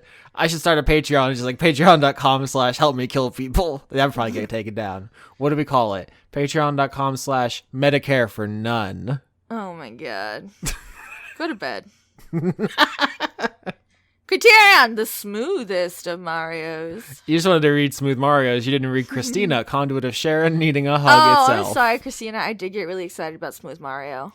Yeah, Sharon gets infinite hugs in the void. Kyle Badsvik. Kyle, conduit of Drop Goodwood and King Badass/Fic. Lady Misfit Dinofax synapses are defined by having one temporal fenestra. It's going to take us 20 minutes to Google every word in that sentence, but thank you, Miss Lady Misfit Dino Facts. Larry Yellingby. Yelling NB. You, That's my co-host, Austin. yeah, that's why you're supposed to correct me so it makes you sound cool and like you are invested and good. Oh, thanks. It makes you sound better when you correct me. Lars Owner. Lauren's mom's duck, conduit of the Untitled Duck game. Yeah, that sounds about right. Loopy Elephant would like Austin to talk about Mustelidae more. Which ones? What do you think? The Mustelidae of the month is going to be mink. They're well known for being made into coats, but did you know they're even better when they're alive? Oh my god. They're good to pet and to look at. Oh, I love them. So think about minks this month. Why are you trying to do this to me? Lauren Cates, conduit of being thankful that conduits still exist in Dice Uh-oh. Funk. Yeah, I mean, they do still exist. It's interesting. This is the first time we've recorded since the audience found out about stuff changing. We'll see how they feel next month. Love you all, especially Chris. God damn it. Conduit of favoritism. You can't let him have one. He has them all. Oh, half the credits are like, I love Lauren. That's Show me true. your boobs. Yeah. Come on. I know. It's just he's so talented. Ludovico Limited. Luke Powers. Luther, the conduit of a button quail and a pear tree. Manticore Deathlord. The Cult of Gorfanax. Master Zemnohort. Mateo Zanek. Matt Collier. Matt Lackett's conduit of Ingiram imus nocte et consumimer igni. hopefully you didn't just summon a demon. I think Igni is definitely fire, That's so that's fine. not great. Matthew, listen to Dice Funk and Neo Scum Schultz. Maximum Side Boobs, celebrating 1 full year of tasteful nudity. Majin, conduit of 3D printing Dickosauruses for everyone I know. Melbent. Melissa, the birthday dice goblin. Happy birthday. Michael Hall. Miles, conduit of strong Byleth opinions, but she fun though. Modified Matthew. Mr. Willie Phoenix, Steven, lesbian Pooh, Seagull, Mr. Pooh Willie Bear Phoenix, Shaker. Steven, Lesbian Seagull, Pooh Bear Shaker, get your shit together. Okay, I'm excited for when the Byleth credit gets replaced by the whatever character from ARMS they add to Smash Brothers. Remember ARMS, Lauren? You know I don't know what the fuck you're talking about. Namita and Eskin's Conduit of Error. You can't just call me out in front of the whole credits. They don't care if you know about arms. Nicholas Dominic. Nicholas McDonald. Nick Thetford, I forgive you for bringing up face sitting. Nonfinite. Oi, Austin, when I eat that ass, should I use a fucking knife? Only respect for my McQuare. Hashtag Zoe Fan Club. Pae Robjerg. Pangolin. Patrick Babcock, Conduit of This Is Fine itself. Patrick Connor. Oscar Gifford. Patrick Williams. Please check my webcomic, ruinhisfortune.com. They didn't write this, but I'm going to add, or else. Yeah, do it. Sorry, that was a bad vibe. Pocket Sundial. Pruitt Holcomb. Puck Boy. Pyropsychotic, because the cake was a lie, and who doesn't like fire? Do you like fire, Lauren? Yes. Just Okay. not on me, on my, like... Yeah, no, the implication is it doing other stuff, not Yeah. just to cuddle. Yeah. Rizumi Azura. Remsiv. Rob Dakin. Fighter of Rob Nightkin. Let's harmonize with me. Oh, I thought you wanted to do it. Fighter of No. Rob Nightkin. You tried. I'm sorry. Robert Chisholm. Conduit of Gigantamax Cornelia Wrecking Shit. I was actually really curious if you were going to Gigantamax during the final boss fight and try to fight the T-Rex, reptile to reptile. I forgot about it. Robin. I'm dumb. You're not dumb. Oh, my brain's just bad. Rule 34. Bob Chiaclone. Chiaclone. S. Kearney, working 9 till 5. I Yeah. knew it. Salad Child. Sam. Scarlet Eyes Yuri. Sean Lyons Burke, Conduit of Manning Byleth out of spite. There you go, Sean. Simmons. Conduit of Harder Slatty. See, it's not as funny as when you do it because that's the thing people want to hear you say and not a Yeah. terrible fucking embarrassment for me. Sergeant Rattlebones. 31st Not- Pussy Protection Brigade. 35th Pussy Protection. That's literally what I was going to say. Gotcha. The 35th Pussy Brigade. Shane Sedgwick. Shane Ware. Conduit of Hedonistic Pansexual Polyamorous Switches. Simon Lee, Conduit of Chungus, Bearer of Dinkus, Minion of John Con. Sin Milk Tom. Skimbleshanks, the Railway Cat, the cat of the... Railway! Slime King Mike, but purple, seeking revenge for not choosing the Slime River. That'll haunt you for seasons to come. Sporeman Zero. Starlight Glimmer did nothing wrong. Stephen Cleese. Steven! Attending ABA, Austin's Bussy Anonymous meetings. Well, Stephen is not anonymous anymore, because now I know what you've done. There's a lot of people named Steven. Sweet dreams are made of these. Who am I to disagree? Not going to sing it because I'm upset about all the fists that are happening. Cyretha says, check out The Last Unicorn novel and movie. Thanks for the recommendation, Cyretha. Cool. Tabitha Spokes. Tales of Inquiry. What if people just recommended shit to us every week? They're like, hey, have you ever checked out Call of Duty? Like, thanks. No. I don't even know. Where are we even? Tales of Inquiry? Did we say Tabitha Spokes? We did now. Did you have a problem with Call of Duty? Was that noise was? Yes. Also, I have this thing, and I can't stop myself from doing it, and I don't know why I'm like this, but if somebody tells me to do something, I won't do it. It's called being a contrarian. Also, it's extremely inconvenient because mostly people are trying to give you helpful advice. I know! Teraflops. Terezi Pyro, Transing, June Egbert. Also, you didn't tell me what's wrong with Call of Duty. You don't like when the men shoot the men? No, I'm just being a bitch.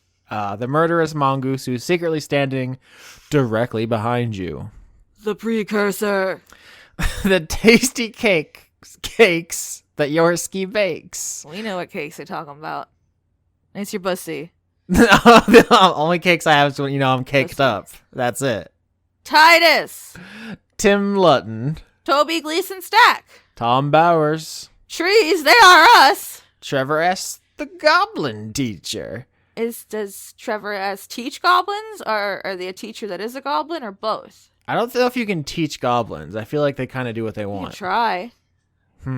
Shanus. Universal Toby. Vib the Glib. Oh, that's fun. You say that. It's Vib the fun. Glib. Vib the Glib. Victoria Melito, conduit of quietness. Ward Van Open.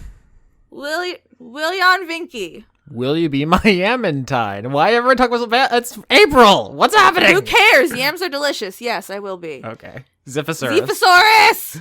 You expected a patron, but it was me, Dio. I actually don't know what his inflection is in the English because I listened to it subbed, so I have no idea how to even approximate that. It's probably in not English. as good. Yeah. You just read that one. Zoltar, the Viking death metal caterpillar conduit of retribution. Z, or is it sleeping? Zzz. Okay, I guess a bunch of people had this idea. Oh well, I'm trying to get to the end. You almost made it. There's only one under you. I know. I'm only happy when it rains Zukas. And they got in because of the quotation marks at the beginning of the garbage lyric and not because of the Z's. But good try. Everyone, the Good Vibe Zone is officially coming to an end. You're welcome for inclusion in our space. It's a new season. We got one-shots that this is attached to. Enjoy them. Make sure to check the descriptions for the people's social media, the Twitters, their Patreons, their YouTubes, their Twitch. Everything's linked.